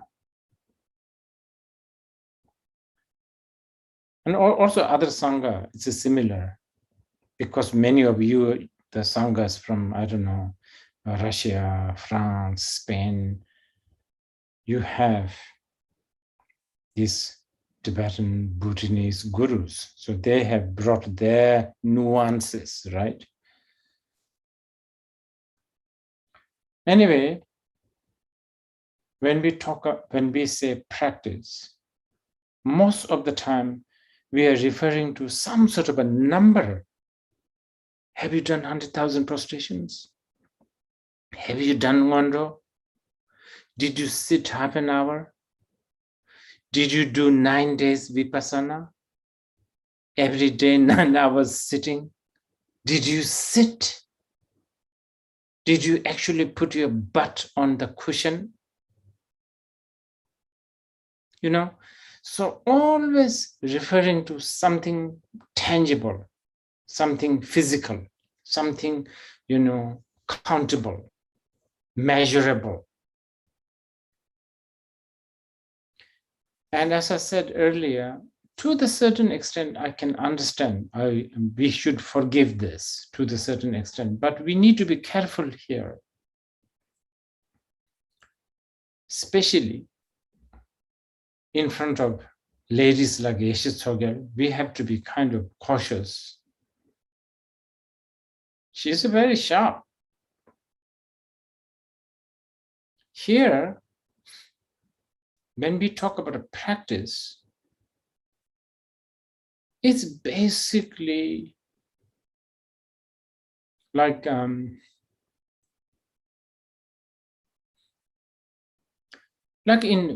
for fellow Bhutanese, I would say, not just Bhutanese, anyone, especially Bhutanese, since we are so blessed, physically connected to Guru Rinpoche. I'm quite sure if there's a dedicated scientist, you can go to Bumthang or Kurje or Sengezong and you can sort of search for Guru Rinpoche DNA. I'm sure there's droplets here and there, It's really, and Yeshe Tsogyal. So amazing. So for us, Bhutanese, if you admire Guru Rinpoche, if you love Guru Rinpoche, wow, he, rides tiger. Even this, I would treasure much more than, have you done 100,000 prostrations? Have you done 9 hours of sitting? Sort of a genuine admiration towards Guru Rinpoche.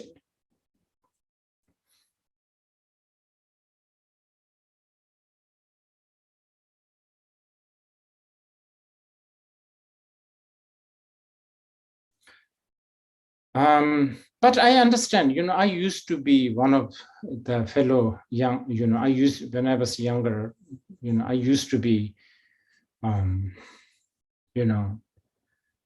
these youngsters who are embarrassed to talk about Guru Rinpoche, like tiger, riding tiger. And then, I used to be embarrassed about talking about Guru Rinpoche having footprint on stones and stuff like that. Because the reason why, I know why. Because I'm afraid that all these modern people, scientific people will, I'm afraid that they may categorize me into this department of flat earth department.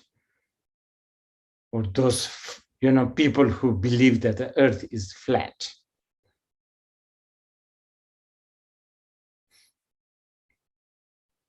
Really, this is my confession. And I have to thank Chilean writer, Chilean woman writer. Her name is Isabella Allende. She wrote some books. And this was much later, actually, when I kind of managed to read a little bit of English. And in there, she talks about all her, childhood. And she talks about this woman with the green hair. And it was so fascinating. And I was so like, of course, why should we be embarrassed about this magical world? In fact, believing in this rational, scientific is so, just on that is so limiting. It really makes things so narrow. So now I am so proud of being a citizen of this country that actually believes somebody called Guru Rinpoche came to Paro Taksang flying on, or riding a flying tiger. Fantastic. To me, it is equally believable that there is this head on my neck. Because after all, this is also my projection. I believe that there's a head on this neck. That's all. It's a projection. Of course, the scientists and all this, modern people, they may laugh at this, but, they are getting very, very deprived, living in this small cage.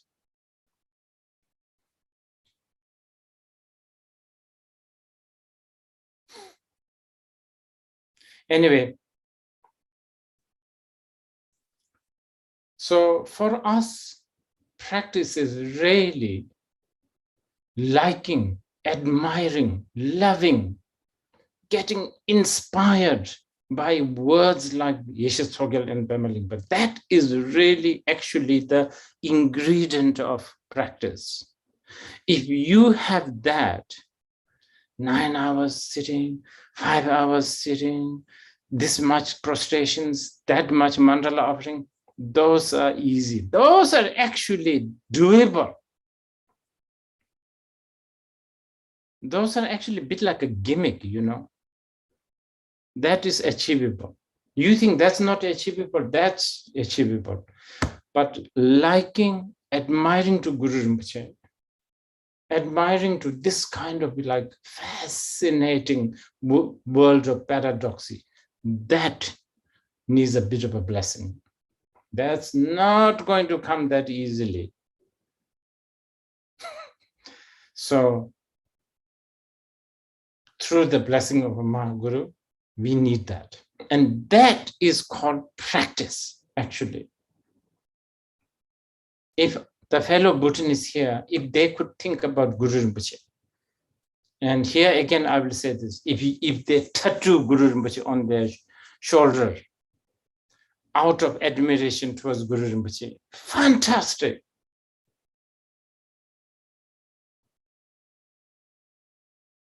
That is called practice. And through that kind of admiration towards Guru Rinpoche, liking towards Guru Rinpoche, what will then happen?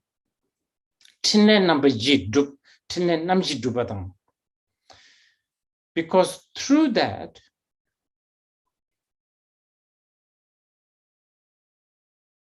then,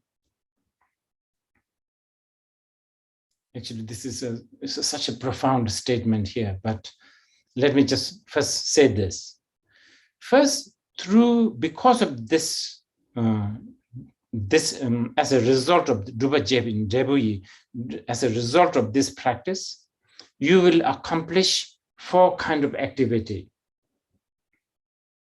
Shi, Je, Wang, Da, pacifying, peaceful activity, increasing activity, and what? Magnetizing activity, and the subjugating activity.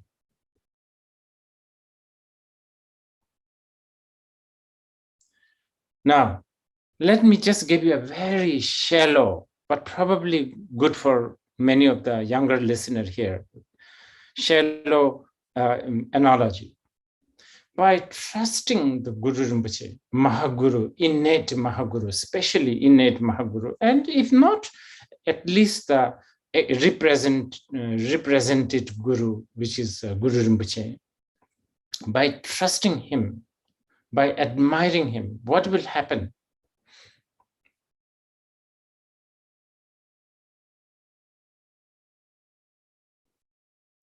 At the least, when you are tormented by Khotang Chat, remember that word, that untranslatable word.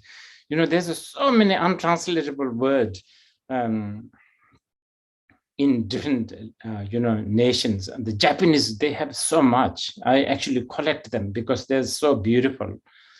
I think Bhutanese word Khotangshat is one of those untranslatable words. But anyway, feeling abandoned, feeling, I don't know, alienated, probably, alienation, alienated, depressed, sad, abandoned, hopeless, Khotangshat. When you can, if you can develop, ideally to the Mahā Guru, innate Mahā Guru, if not to the outer Guru, that Khotang, there will be an outlet to surrender to a higher force. And that's easily going to pacify. So you see, pacifying activity is accomplished. And how about increasing? Increase, rich, prosperity. By the time you trust yourself, your inner innate Mahā Guru and the outer Guru, this person is quite content. When a person is content, person is already rich. Person doesn't need extra vacuum machine. I don't know. When the person is not, content, then you need this, you need that. Never, ever you will feel rich. You always feel that you are not there yet. You still need to acquire more. And this exists even, it's, like billionaires. They never think they have enough. So they're basically poverty-ridden. They, inside there, they may have billions, but contentment is not there. So there's no increasing activity. Okay, magnetizing. This is something that everybody wants, isn't it? Why are we not being able to magnetize others? Why are we not be able to seduce others? Let's use a very crude word. Seduce or magnetize. Why? Because you look like a nervous, you look like a wreck because you are so nervous. You have no confidence. Your eyes are rolling everywhere. You're looking right and left. You're always fixing your tie or your kabne. You're always like nervous.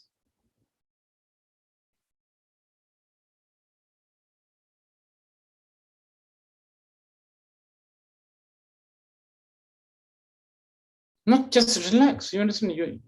So all the other people who are also nerve-wracked, when they look at you, they get even more nervous. They can't relax because, here's another, nervy guy. Why would they trust you? But when you are confident, then they will, I can talk to this person.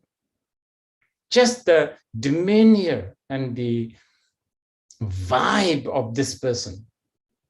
You will feel when this person is in the house, the vibe of this person is like, I can sort of relax. That's how you magnetize. And how do you subjugate? Subjugate, basically, like overpower. Because you have no agenda other than this inner Guru. You have that trust towards the Mahā Guru. So when you have no more agenda, you have basically conquered the world.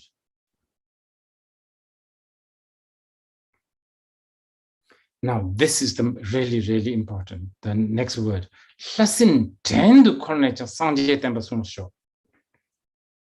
What an amazing, powerful word. Hla basically means God or a divine. Sinpo is like a monster, demon, let's say. Chen means slave. By perfecting the four activity, may I be able to make both God and demon as my servant. What a statement.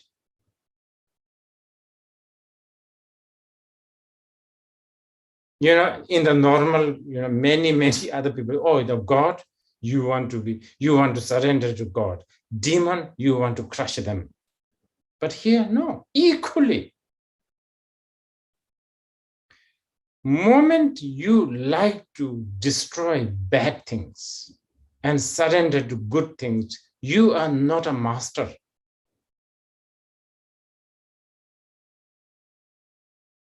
If you look at both good and bad, both God and demon as equal, now you are the master.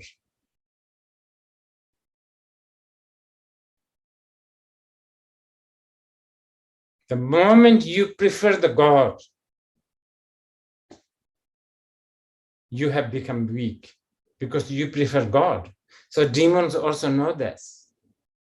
So the demons may sometimes act as a God, or some of those gods are very, very wacky. Some of those demons are very good friends with demons. Because those gods. So you can really get confused. So may I be able to basically order around, boss around both God and the demon. And here actually literally also referring to, spirits. And by managing to boss around them or order around them, may I be able to make them protect the Buddha Dharma. Okay?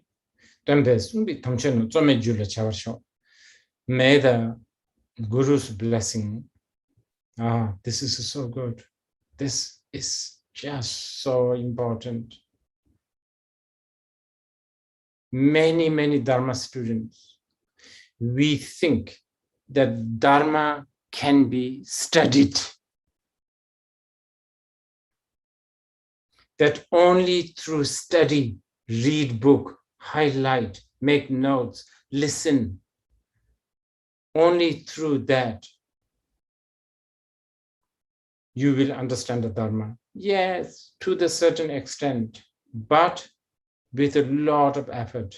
Here, Yeshe Tsogyal is saying, just pray to Guru. By the blessing of the Guru, without any of these difficulties, may the understanding of the Dharma arise in me. And through that understanding, may I perfect the realization.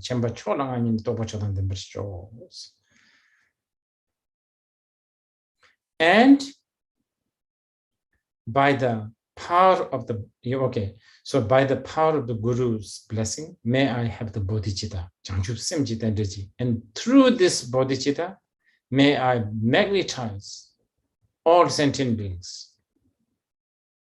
And like a wish-fulfilling gem, without any obstructions, may I be, this is such a good thing.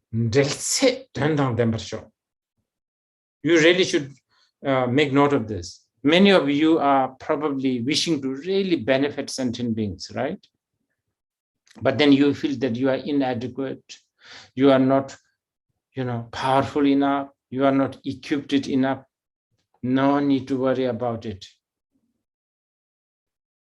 By the power of the Guru's blessing, may I have the Jangchugisam bodhicitta, and by having that,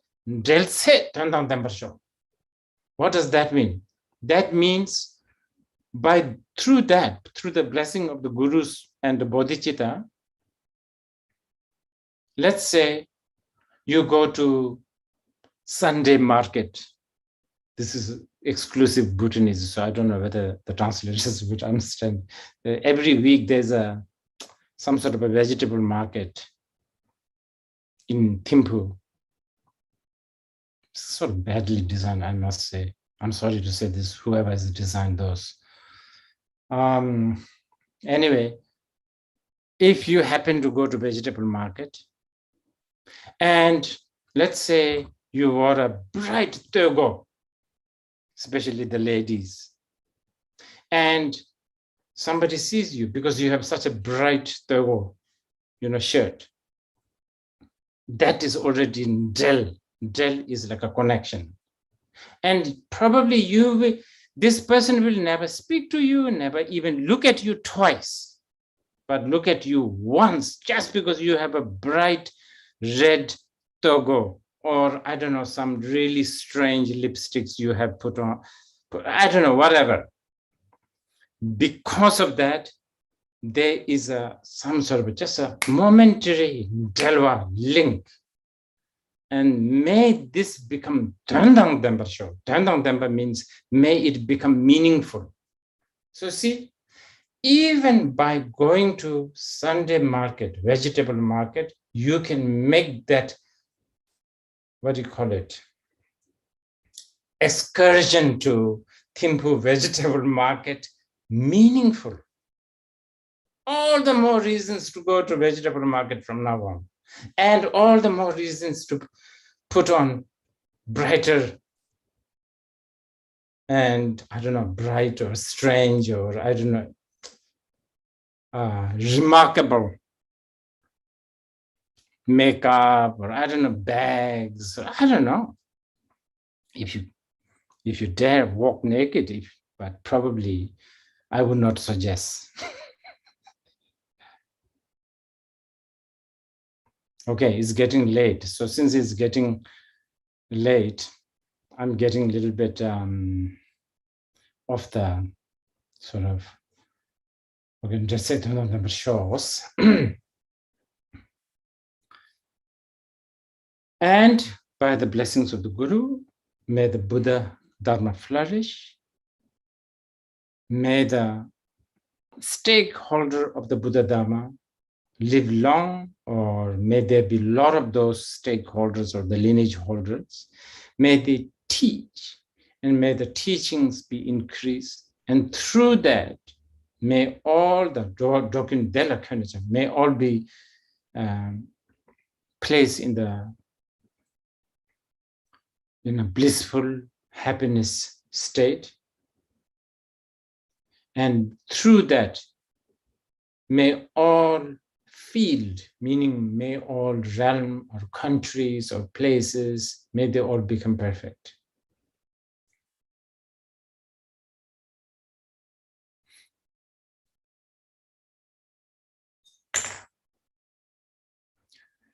And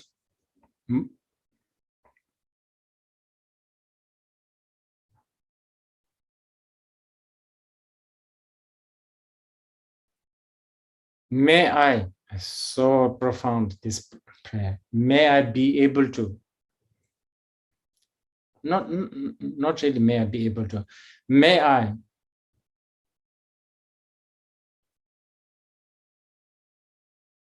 appear or get projected by others,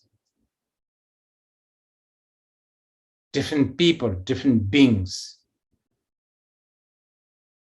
with different capacities, different, I don't know, different values, different background. May they be able to project me, and may through this projection, may I be able to benefit as a, Buddha's manifestation. In other words, and this is sort of an inside joke in Bhutan, okay? Here you can see in this stanza, you are basically entitled to be a tulku. Here, it says, dagi lunga isum deja sosi loyul kana kandu tibiku padu meba jingor. You know this tulku business? You know, in a certain society, it's only reserved for certain people, but it's not. Khandro Yeshe Tsogyal says this. May my body, speech, and mind, for different people, however they wish.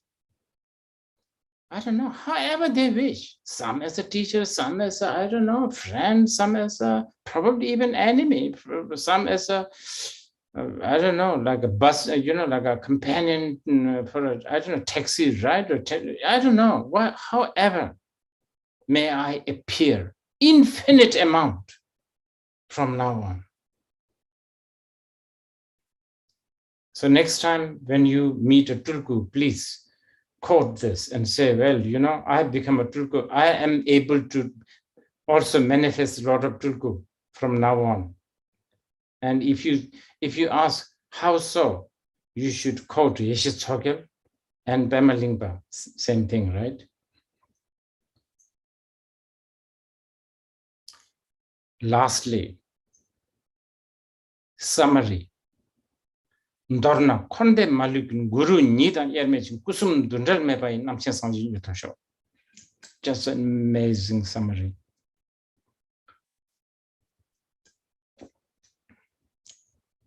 In summary, in nutshell, may everything, not just nirvana stuff, not the good stuff, not the excellent stuff only, even the samsara, negative, impure stuff, may they all become inseparable, one taste, oneness with Guru, Mahā Guru. Now, Kusum Dundal Mepai, this is a little difficult for the general audience. If those who wish to explore this Kusum Dundal Mepai have aspiration so that you will be able to get connected to this Kusum Dundal Mepai, Namchen Sanji Yutabsho, really talking about a Dzogpa Chamber, you know, Mahasandhi stuff. Anyway, by, you know, becoming everything in one taste,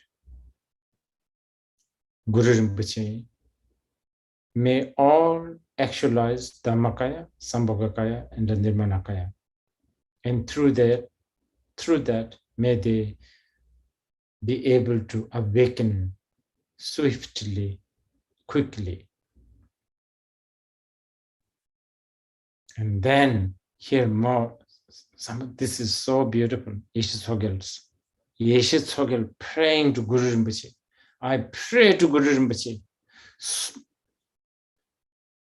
I pray to you. Bless these sentient beings so that they will pray to you. What an incredible statement here. So that they will supplicate, so that they will pray. I pray to Guru Rinpoche so that so that the Gurus will bless us.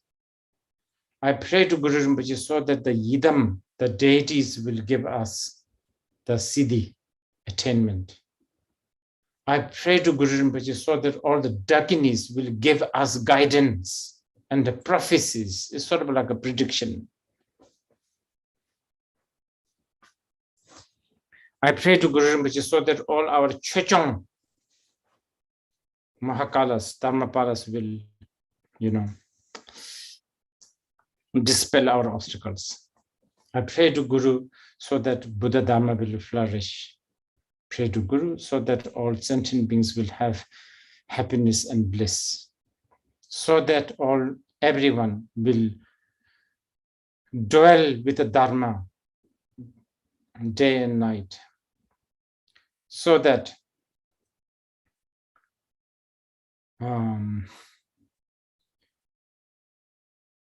we will perfect one's own desire and the desire of others, or basically, so that one will attain oneself and all the others will attain enlightenment.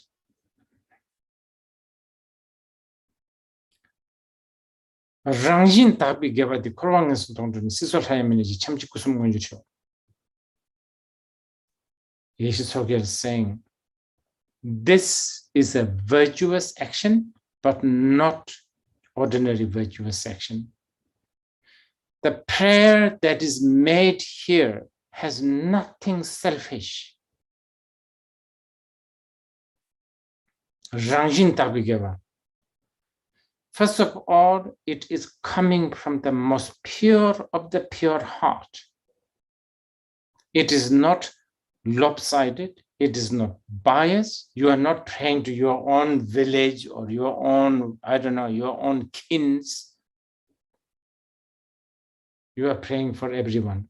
And you are not only praying for some, like mundane achievements such as good food and good shelter, but realizing the truth. And especially Rangjin Tabi Geva means this prayer is also this prayer is done with a total, totally based on the wisdom of Shunyata. That's what it is talking about.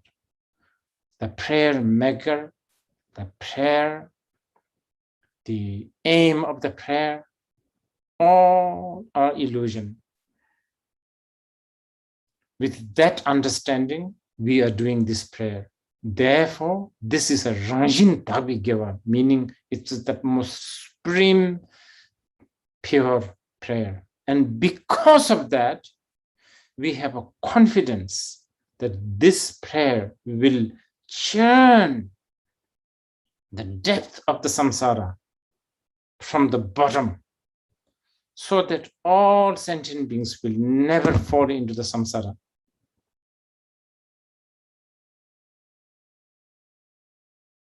And they will all actualize Dharmakaya, Sambhogakaya, and Nirmanakaya.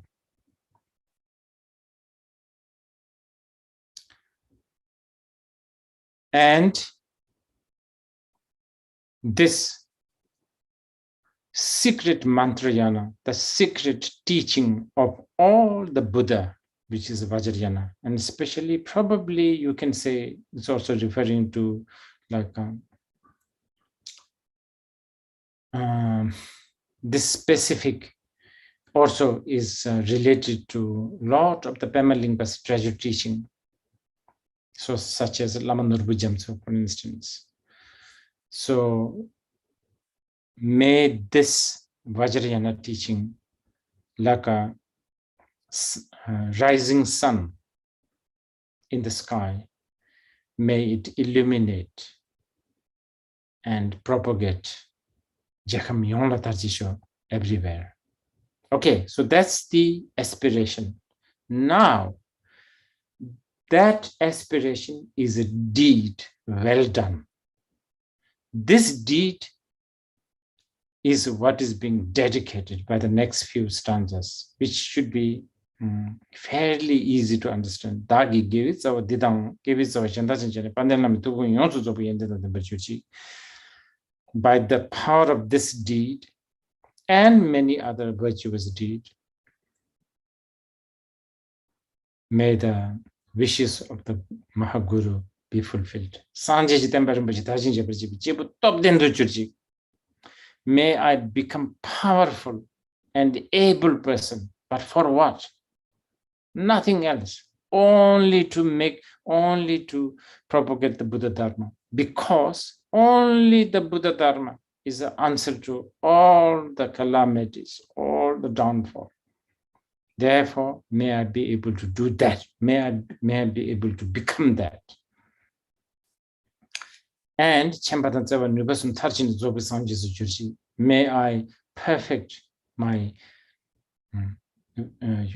knowledge, compassion, and the ability, and become the Buddha.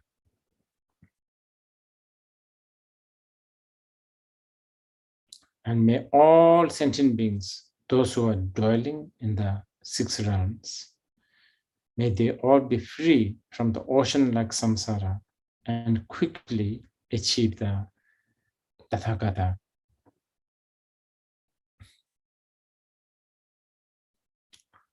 state of the Tathagata. So, as I said earlier, this was prayed just as Guru Rinpoche was about to board flight to, copper-colored mountain. And much later,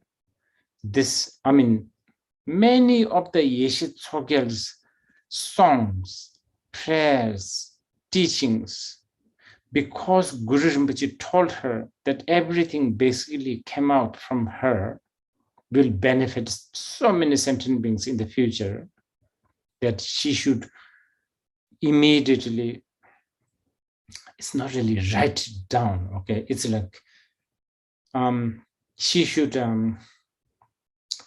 sort of, I don't know, it's almost like wrap it into this magical Dakini casket.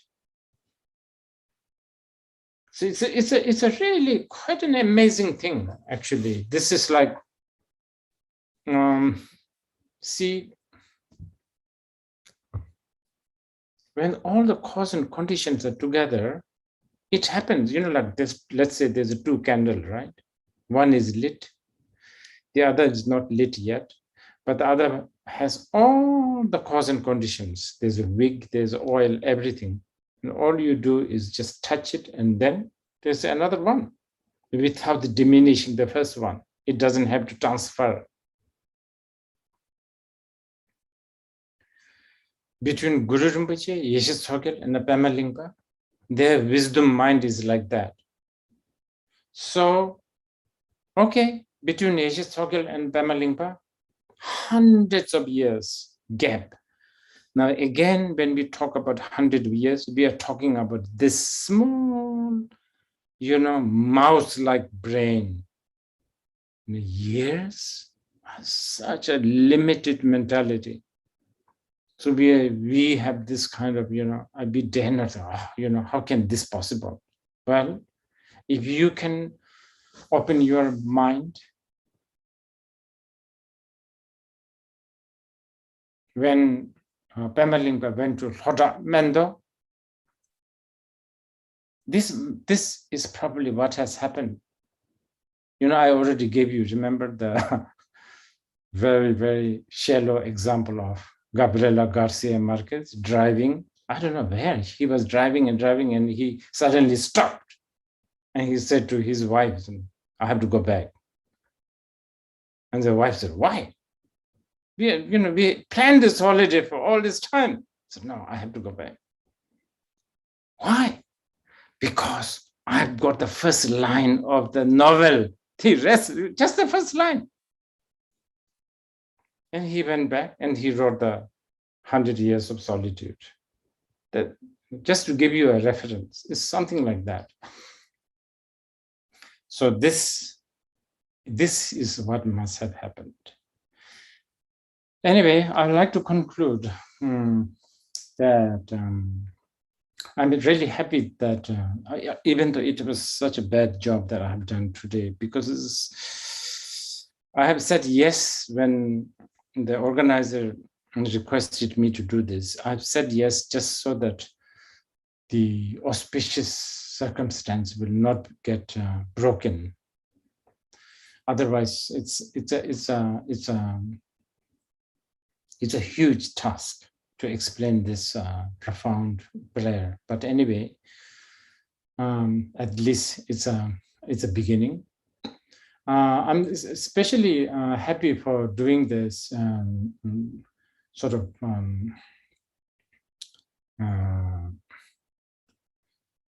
what do you call it? Celebrating the Peling Loche. For those who are not familiar with the Loche, Pema Lingpa had a tremendous impact on a Bhutanese life. By the way, Pema Lingpa was, as I said earlier, he was a Bhutanese. So many great masters have come to Bhutan. I mean, Yeshe Tsogyal, she came to Bhutan, but she was a Tibetan. She was a Tibetan. And Guru Rinpoche, Pakistani, right? And Longchenpa came. He's also a Tibetan.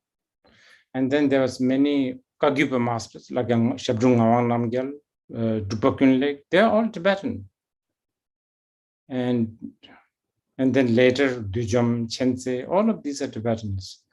But Pema Lingpa, he is a Bhutanese through and through.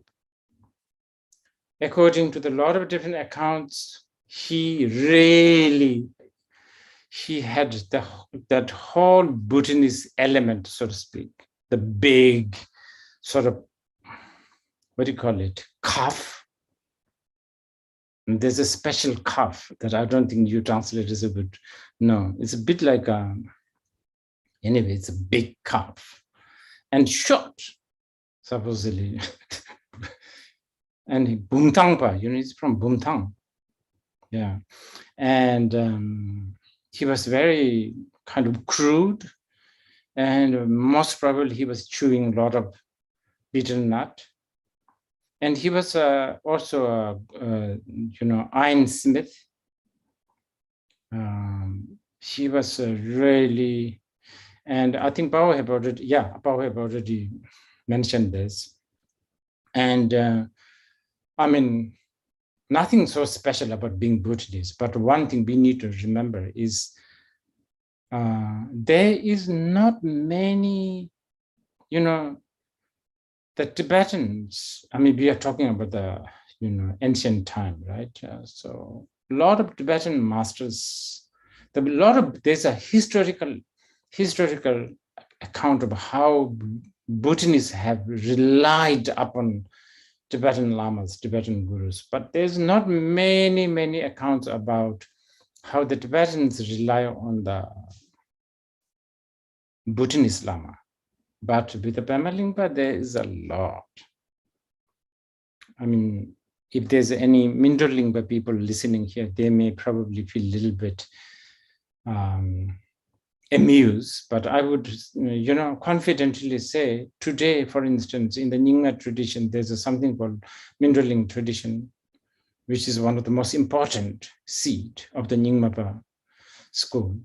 Mindroling, Mindro Lingpa lineage is basically the disciple of the Pema Lingpas. If there's anybody who's disputing this, they can write to me. I can show them, but it's a big deal. It's a really big deal.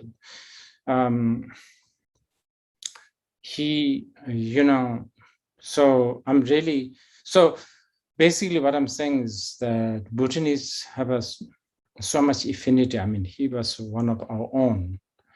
And because of that, lot of Bhutanese family, they do, even though they may not be able to practice the Pema Lingpa treasure teachings daily or monthly or weekly, there's a very beautiful sort of habit or a custom or a tradition, if you like, of doing what they call law.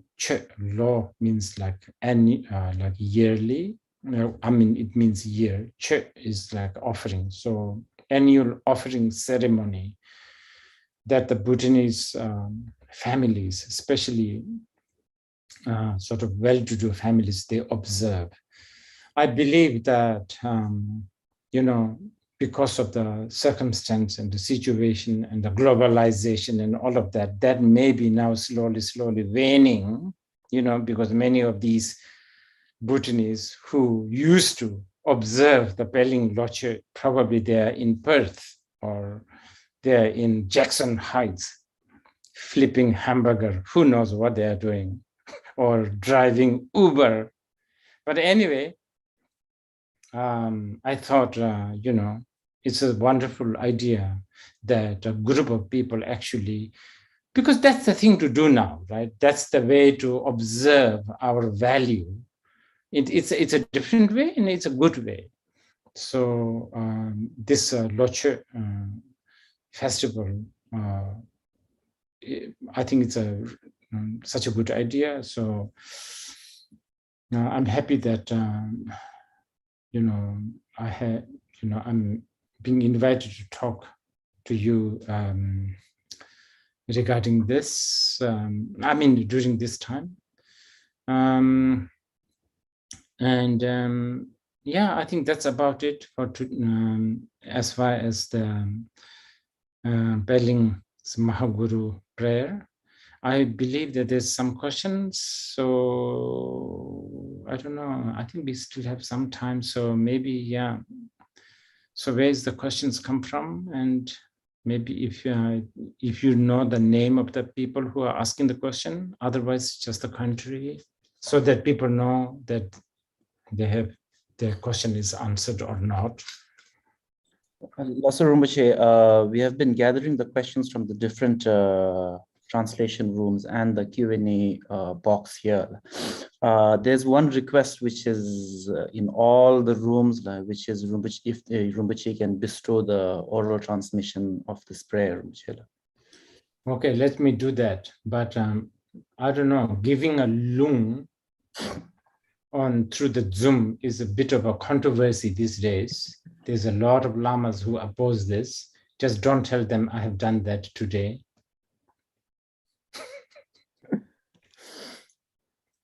So I will do this right now.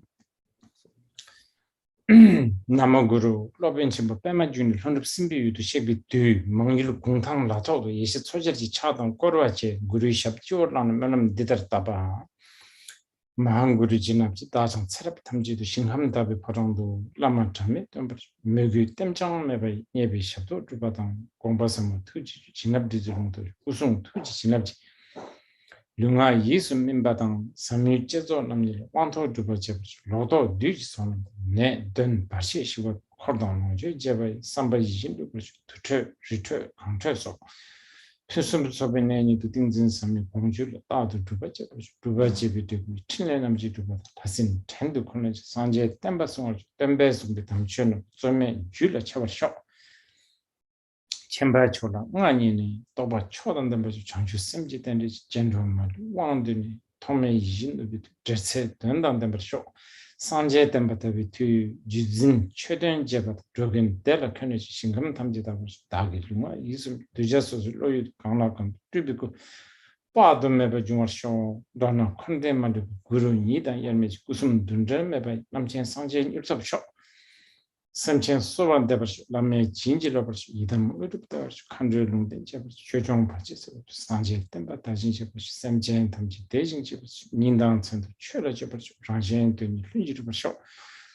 Rajen Tabi gave the Kurvangans, Sisol Hareminis, Chamchefusum, Jawa, Pinji Sanjin, Lame Chobi, but Chidar Colonies, Jacamion, Dagi gave it, our didn't give it, our Shandan Jen. Pandan Lami Tukon, Yosu of the Indian Jurji, Sanji Temper, which Tajin Jeberchi, top then the Jewish chamber that were Nubas and Tarchin, so with Sanji Church, Roa Richter and Ebesimi than the court, Dumaji Jam Solid, you the ombres of a San Jeberjuchi, the 100 Pema Lingpa, and you trust Sengi Dombajin Denchang. Okay. So thank you, Rinpoche. Rinpoche, there are two questions from the Japanese room. There's no name. Wishing not to be separate, isn't that an attachment?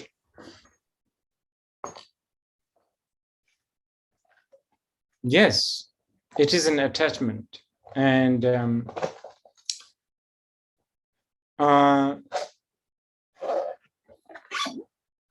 even to have the notion that there is an enlightenment and there is a samsara is also a flaw. But a path is a flaw. But at the same time, we need to use the path. So Buddha himself said, if you want to go to other shore, you need to take a boat. Once you reach the other shore, you abandon the boat. So for many of deluded beings like us, at the moment, we need some sort of a direction. Either you have this wish to never separate from the Mahā Guru, or wish to never separate from the online shopping. Which one do you choose? Most likely, you'll be less stressed if you put more emphasis on not to separate from the Guru. Online shopping is going to really bring lots of misery.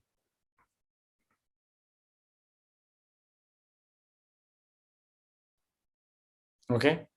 That's so much. The second question from the Japanese room is, when you say mind or Mahā Guru or inner and outer, I get an objectification. But how should I think about silence in terms of this prayer? I need to define what is silence, because if you are talking about a silence in the sense of, like not talking, like actual silence, literally, that can be, beneficial, but that can be also a pain in the neck too, right? So it depends on the motivation, the view, and all of that. But if the term silence that you are using, if you are using this to refer to not to fall into extreme, then yes, then I think you are close to what we are talking about, Mahā Guru, or the nature of the mind.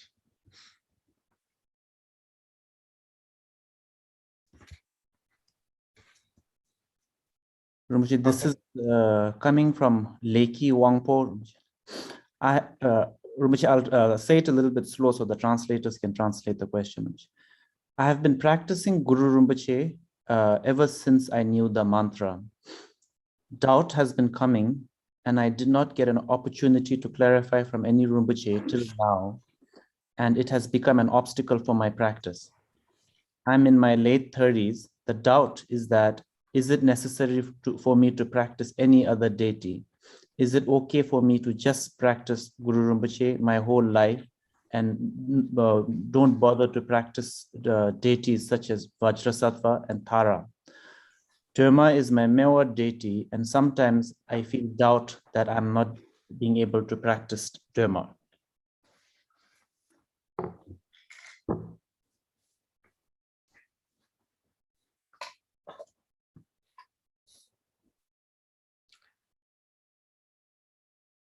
If you can take my word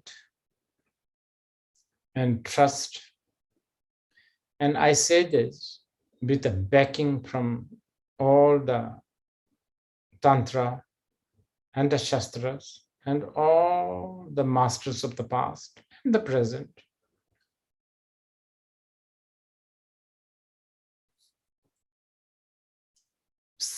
just practicing the Guru.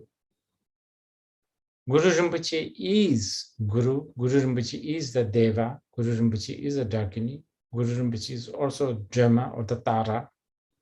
So there is nothing that you have to worry about.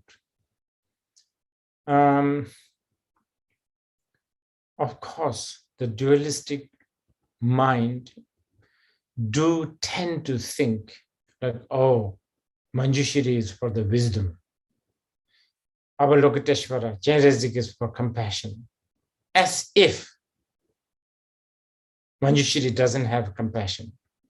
As if Avalokiteshvara is a bit of a slow thinker. Avalokiteshvara is equally, full of wisdom. And Manjushri is equally compassionate. This is all, human mind talking, but, it's understandable. We do have that kind of thing. Human beings like varieties. Okay. Rinpoche, this is from Tsering Wangmo in Bhutan. Rinpoche. She would like to get your thoughts on the domestic violence that has been happening towards Bhutanese women at home. Many are suffering in silence and wondering if seeking peace and freedom from their partner is being selfish. Can you repeat that again? Because there was a net problem. She's asking about your thoughts on the domestic violence that's happening towards Bhutanese women at home.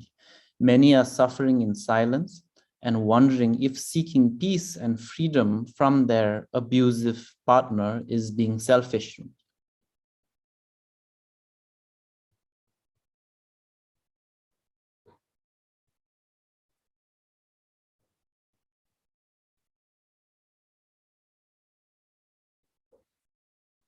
Okay. First, I think this is where we, as a whole Bhutanese society, we need to have a real hard thinking. Of course, there's a lot of good things about Bhutan. There's a really, really lot of beautiful things about Bhutan and Bhutanese. But there's a lot of things that has flaw. I mean, as a human being, and also as a male, I should say. And many times we are so caught up with this sort of seemingly culture, tradition. It's never written somewhere. It's never written. It's never clear. It's most probably made up by some male chauvinist, I don't know, 100 years ago, 200 years ago, 1,000 years ago, who knows?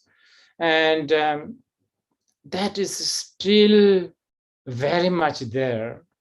And I think because of that weight and that sort of social pressure, I think a lot of individuals, as this lady's question seems to indicate, there are a lot of individuals that are suffering.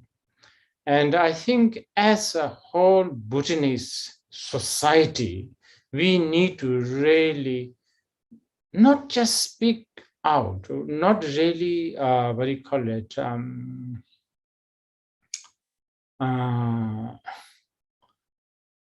like, I don't know, print shirt or, hold a placard or, I don't know, talk about it, but we need to really, parents, friends, families, we need to really understand these things. We need to really, what do you call it, have the courage to point out that if there is any abuse, especially if it is coming from, physically more, powerful. I'm not only talking about men and women, but between children and the adults also. We need to be able to point this out. And when these things are pointed out, the way, our attitude, how we sort of chew this, how we digest this, and then how we share this. We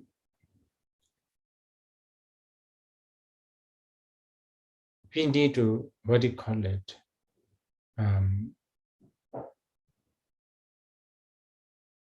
We need to really have a deep thinking about this. This is something that I wanted to put it out there. And this is a serious business. This is something that we have to do as a whole, as a society, as a community. Lamas like myself, we need to really have a good understanding on this. Leaders, elites, people who are respected, by the society. I don't know whether they need to speak it out, or I don't know. They need to be skillful. They need to be compassionate. They can't, we can't afford to sort of get lost in this age-old habit, which is misunderstood as a cultural value, I don't know, way to do. I really, we need to we need to awaken to this. And I guess to do that, it's good that she asked this question in this kind of format. I think we need to talk more. I don't know, maybe BBS should talk about this more. Maybe, I don't know, Radio Bhutan should talk about this more. And then personally, I would say not necessarily, you should be, what do you call it? Speaking out and exposing is not necessarily being selfish. This is what I wanted to say in a, as an answer to your question, because many times I think exposing, especially for the benefit of a greater good and a longer term, I think maybe exposing, speaking it out, trying to sort it out, rather than swallowing and really swallowing day after day, month after month, years after year, and then it becoming some sort of a disease. That is maybe not the right thing to do. Okay. This question is from Cheryl Katz. Does Rinpoche recommend this practice as a daily practice? Which would be the priority, practicing this or doing your Nyondro accumulations? And Rinzin Lhamo from Bhutan is also asking the same question, Rinpoche. If thinking of Guru Rinpoche as an innate, inseparable nature, part of us through all times, is equivalent to doing Nyondro in one's lifetime. Yes. Actually, as I spoke during the teaching, fundamentally, if you are a Dharma practitioner, if you are not a Dharma practitioner, that doesn't matter. I'm not speaking to you in this case, right? But if you are a Dharma practitioner, I would really bank on, invest all your time and energy or whatever in developing admiration. I don't want to use the word devotion. Admiration, liking, I don't know, just becoming a, like fan of the Guru Rinpoche principle. Once you have that, you will automatically practice these ngondros and etc. Then those are easy. It's a bit like when you become a Liverpool fan, football club. I don't know. I think that maybe the ladies, the question is coming from the ladies, and my answer is becoming very men stuff, right? But anyway, this is all I can think of. When you become a Liverpool Football Club fan, then when you watch, how you watch, would you record the game? Would you play back and rewind the old game? So boring. Even if you know the score, some people still watch. That will come automatically. Okay. Rinpoche, this question is from China. In the beginning of the teaching, Rinpoche said that everybody dies. But didn't Guru Rinpoche and Yeshe Tsogyal attain deathless bodies? Wow, what a good question.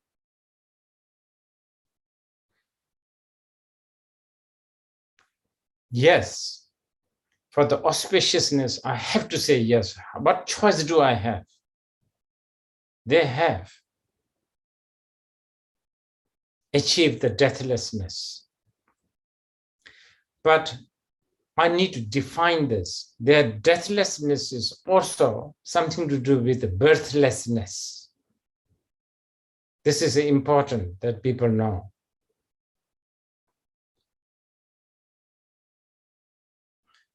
The deathlessness is also a synonymous to understanding the shunyata, emptiness. When you have no more duality of time, what is death?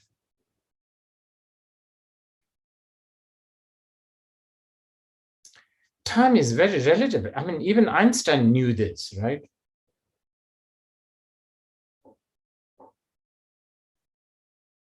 But if you know that time is just a relative, it's just a projection, hallucination, imagination, death is conquered. Okay? How many more do you have? Quite a bit, Rinpoche. How many do you want? Okay. This is from Juliana. Is there a way to describe the relation between the four activities and the body, speech, and mind? Can you come again? Is there a way to describe the relationship between the four activities, pacifying, enriching, magnetizing, subjugation, and the body, speech, and mind? Okay. This is a little bit of a technical question. Okay.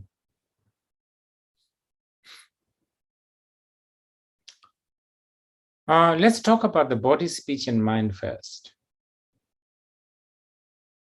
And I'll be very brief because this is a very big subject.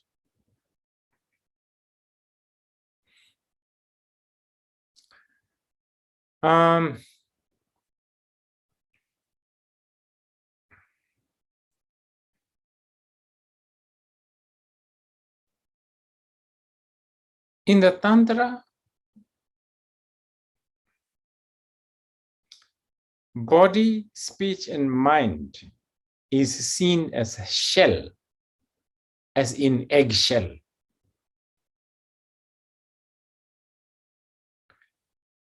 Most outer and most gross, most tangible shell, of course, is the body, obviously. There's so much limitation. I mean, you know, if your shoe size is 42, you can't wear a baby's shoes, so on and so forth. Then much more refined shell is the speech. But when we say speech, it's not really the speech like as in sound and words and language. That also, but actually we are more talking about the prana, the air that flow. Okay, so that's the inner shell. Now there's another shell, which is really, really tough, but the most intangible, most invisible is the mind shell. And when these three shell, sometimes we use the language broken, hatched, broken. Sometimes we use the language ripen, but I think the Tantra, they use the word ripen. Then they function differently. They function differently. And it's very, very, okay, so it's a bit like this. Okay, so the mind, okay, so mind has a, you know, mind is byproduct of a lot of influence, a lot of, I don't know, cause and conditions. So let's say your mind likes someone or something. let's say, a pencil, okay? Let's say you are an artist. You know, because your mind made you think you are an artist. And because of that, even the smell of the pencil excites you. You know, prana is working now. You understand? Otherwise, if you are not an artist, the pencil smell, oh, what is pencil smell? But you know, artists do love pencil smell. And then the whole procedure of sharpening the pencil, and then as you draw on the paper, and then the scratching, and I don't know, sound of, pencil, like sketching on the paper, all of that. See, it has become gross. So this is how your pristine, clear nature of the mind is now taken for a ride, detour. And then you draw something. And then it gets printed on your local newspaper. And then it gets read by a local critic who has the loudest of the mouth. And then he gives you 2 thumbs down. Oh my God, you will be depressed. Kotang chat. This is what happens, kotang chat. And you might have, I don't know, Prozac, antidepressant, or whiskey, I don't know. This is how the body, speech, and the mind functions. I'm talking about the Tantra here, right? Now, if you can overpower this, of course, through overpowering the mind, especially, then the 4 activities gets accomplished right away. I'm just trying to connect this to. Anyway, yeah. Rinpoche, this is from a 23-year-old Tibetan girl in Canada. I pray to recognize the true nature of my mind, and I try to practice often, but I do smoke marijuana often. I'm currently a university student majoring in psychology. I was wondering if my marijuana smoking is considered non-virtuous action and a sin. I would be grateful if Rinpoche could bestow some wisdom on this. Wow. That needs a long answer, I feel.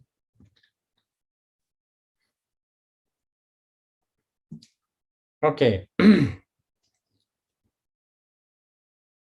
First of all, I have to point this out. Buddhists don't believe in sin. Buddhists believe in ignorance. If there's an ignorance, that will lead you to pain, dissatisfaction, so on and so forth. Very important that you need to jot it down on your notebook, this one. In other words,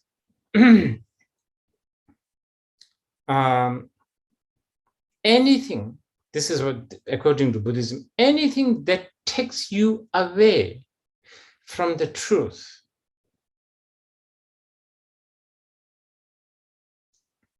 is ignorance, non-virtuous, not wholesome. Something that you need to be aware of, something that you need to be cautious. So that could be marijuana, who knows? But that could be also, oh, I'm a Buddhist. You know, I have a shrine. I'm wearing this. Oh, you know, very proud of being Buddhist.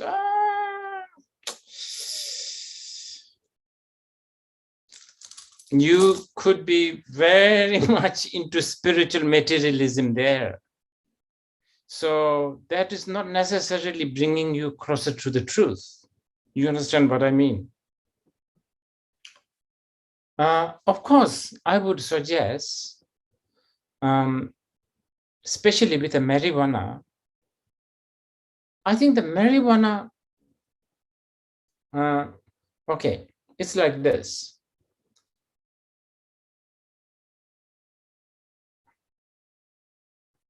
I should tell you this. I often make joke about this, that Buddhism traveled to China, and probably it is also thanks to silkworm.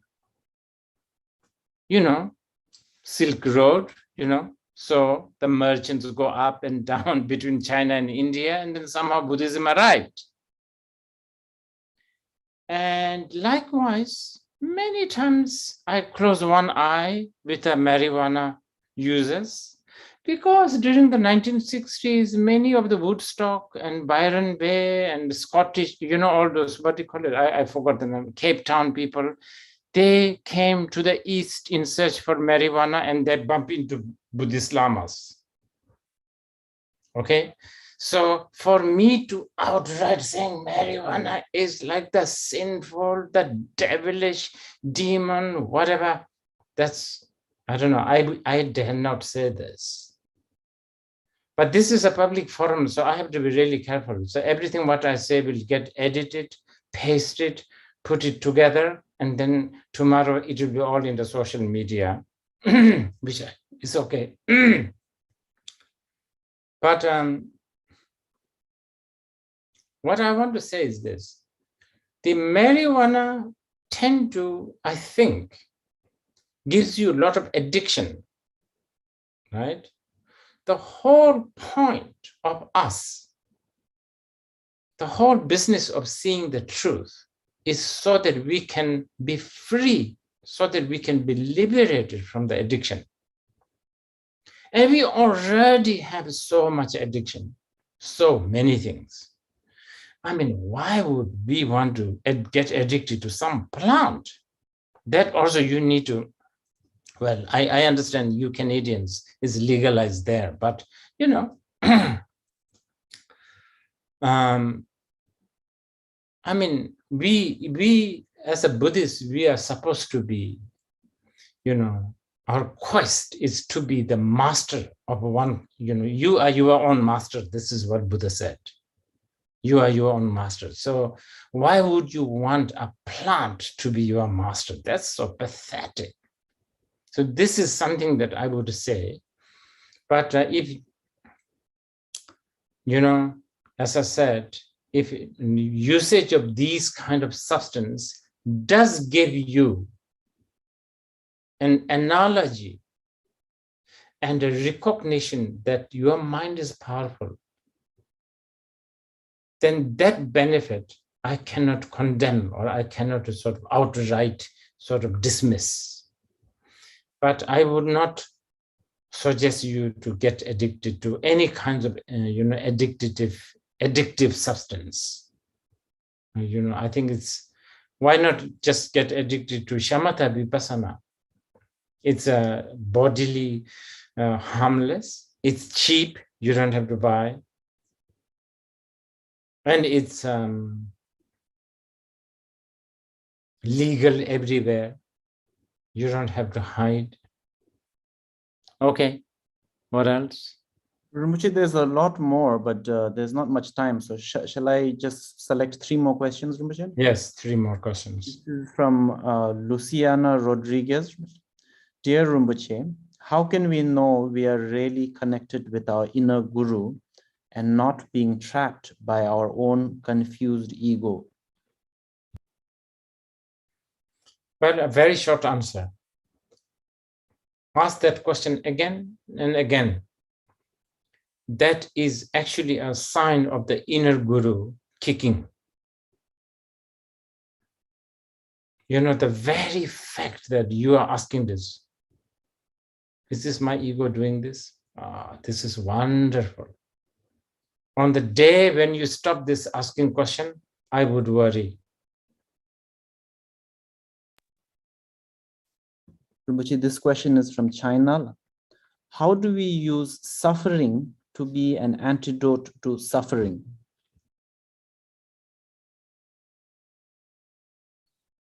Isn't this what samsaric people do most of the time?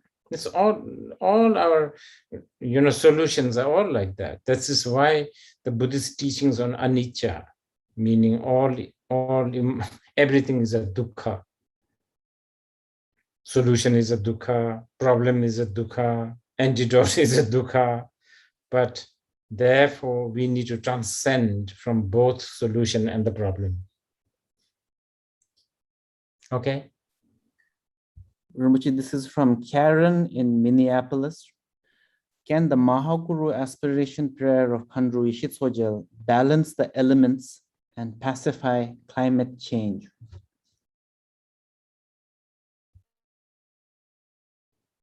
Of course,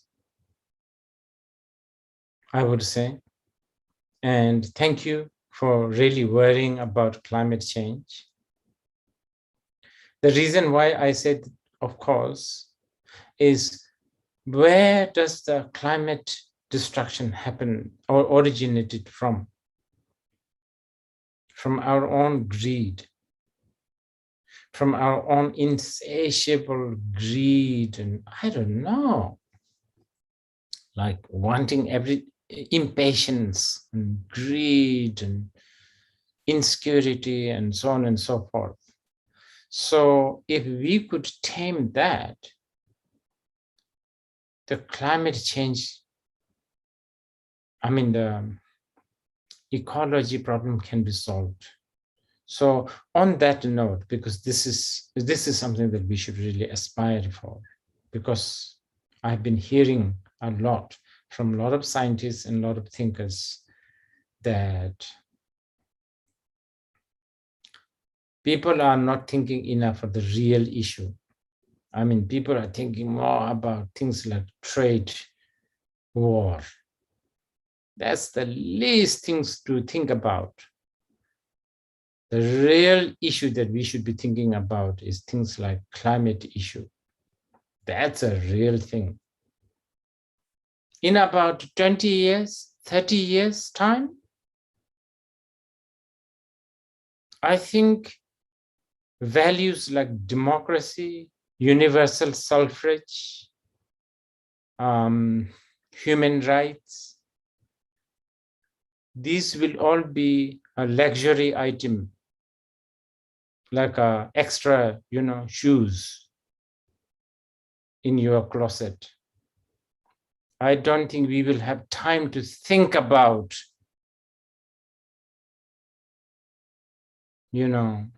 these kind of things. We will,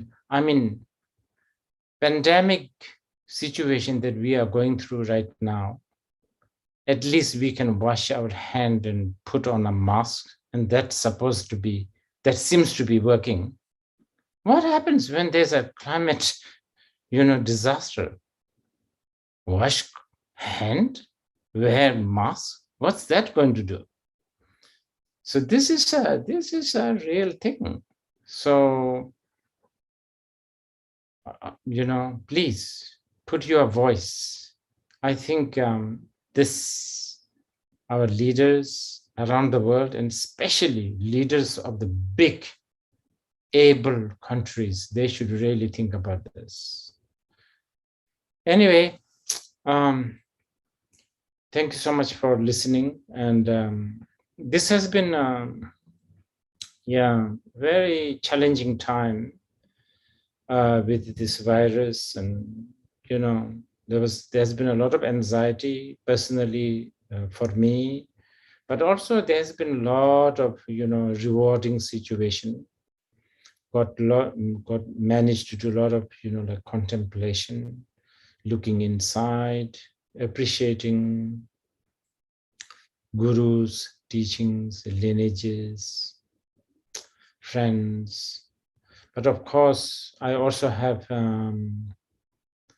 my, I feel anxious and I feel concerned about people back home, people in places like Bangtar, people like in places like, I don't know, Lindsay, like Bidung, all these kind of obscure places. I'm also concerned about my friends, those who are stuck in places like Siberia, Arkansas,